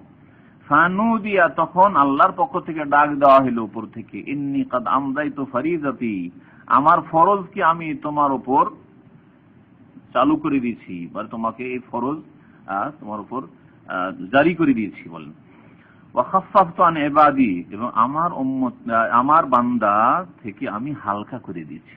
আমার ফরজকে আমি চালু করে দিয়েছি, মানে এই 5-এর কম হবে না, আর আমার বান্দার জন্য অনেক হালকা করে দিয়েছি, 50-এ 5 করে দিয়েছি।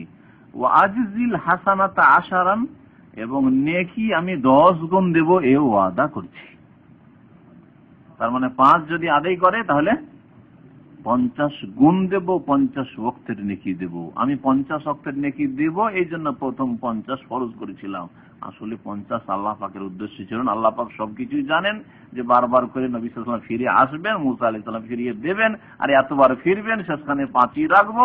কিন্তু যেহেতু 50 নেকি দেব, এই জন্য দেখালাম 50-এর সংখ্যা। আল্লাহ আলিমুল গায়ব, সবকিছু আল্লাহ পাক জানেন।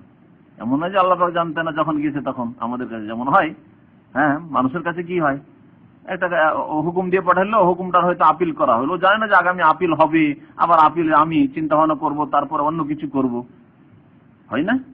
কোন শাসকের কাছে, জজের কাছে একবার একটা ফয়সালা দিয়ে দিল, আর তারপরে দেখা গেল যে আবার আপিল হলো, তখন সে সিদ্ধান্ত পাল্টিয়ে দিল। কিন্তু তার জানা আছে যে আমি সিদ্ধান্ত পাল্টাবো, বা এইরকম হবে, এই লোকটার 10 বছর জেল ছিল বা ফাঁসি ছিল, ফাঁসিকে 15 বছর করব। আবার যখন জোরদার আপিল হবে অথবা কোনো সুপারিশ হবে, তখন ওটাকে 10 বছর বা 5 বছর করে দেব, হ্যাঁ, বেনামি খালাস করে দেব। কিছুই জানে না যে আগামীতে কি হবে। আল্লাহ পাক রব্বুল আলামিন সবকিছুই জানেন। তিনি যে নবী করিম সাল্লাল্লাহু আলাইহি সাল্লাম এতবার ফিরে আসবেন, মুসা আলাইহিস সালাম ফিরিয়ে পাঠাবেন, আর আমি 5ই ফরজ রাখবো, আর 5ই ফরজ বান্দার উপর, কিন্তু 50-এর নেকি দেব। আল্লাহ পাকের লাখ লাখ শুকরিয়া যে আল্লাহ পাক রব্বুল আলামিন নামাজীদেরকে, আল্লাহ পাক আমাদেরকে 5 ওয়াক্ত নামাজ পড়ার তৌফিক দান করেন, নামাজীদেরকে 50 ওয়াক্তের নেকি দিবেন। বলুন আলহামদুলিল্লাহ। আল্লাহ পাক আমাদেরকে 5 ওয়াক্ত নামাজ আদায় করার তৌফিক দান করেন। রব্বি জাআলনি মুকিমাস সালাতি ওয়া মিন যুররিয়াতি, ইব্রাহিম আলাইহিস সালামের দোয়া করবেন, আল্লাহ আমাকেও নামাজি বানাও, আমার ছেলে মেয়েদেরকেও নামাজি বানাও, আমার পরিবারকেও নামাজি বানাও। আল্লাহ পাক আমাদেরকে যেন নামাজের হেফাজতের তৌফিক দান করেন। সুবহান রাব্বিকা রাব্বিল ইজ্জাতি আম্মা ইয়াসিফুন ওয়া সালামুন আলাল মুরসালিন ওয়ালহামদুলিল্লাহি রাব্বিল আলামিন। কোন সিরাতের কিতাব আছে? না, এগুলো ভণ্ডামি কথা। আল্লাহ পাক আবু বকরের আওয়াজে কথা বলেছেন, ভুল কথা। কোন সহিহ হাদিসও নাই, আর সহিহ বিশুদ্ধ সিরাতে নাই। এগুলো কোন বিদাতি কিতাব আছে। বিদাতি কিতাবে মেরাজ সম্পর্কে অনেক বাড়াবাড়ি কথা আছে। আশ্চর্য হয়ে যাবেন যে কি তিলকে তাল করা হয়েছে আল্লাহ পাক।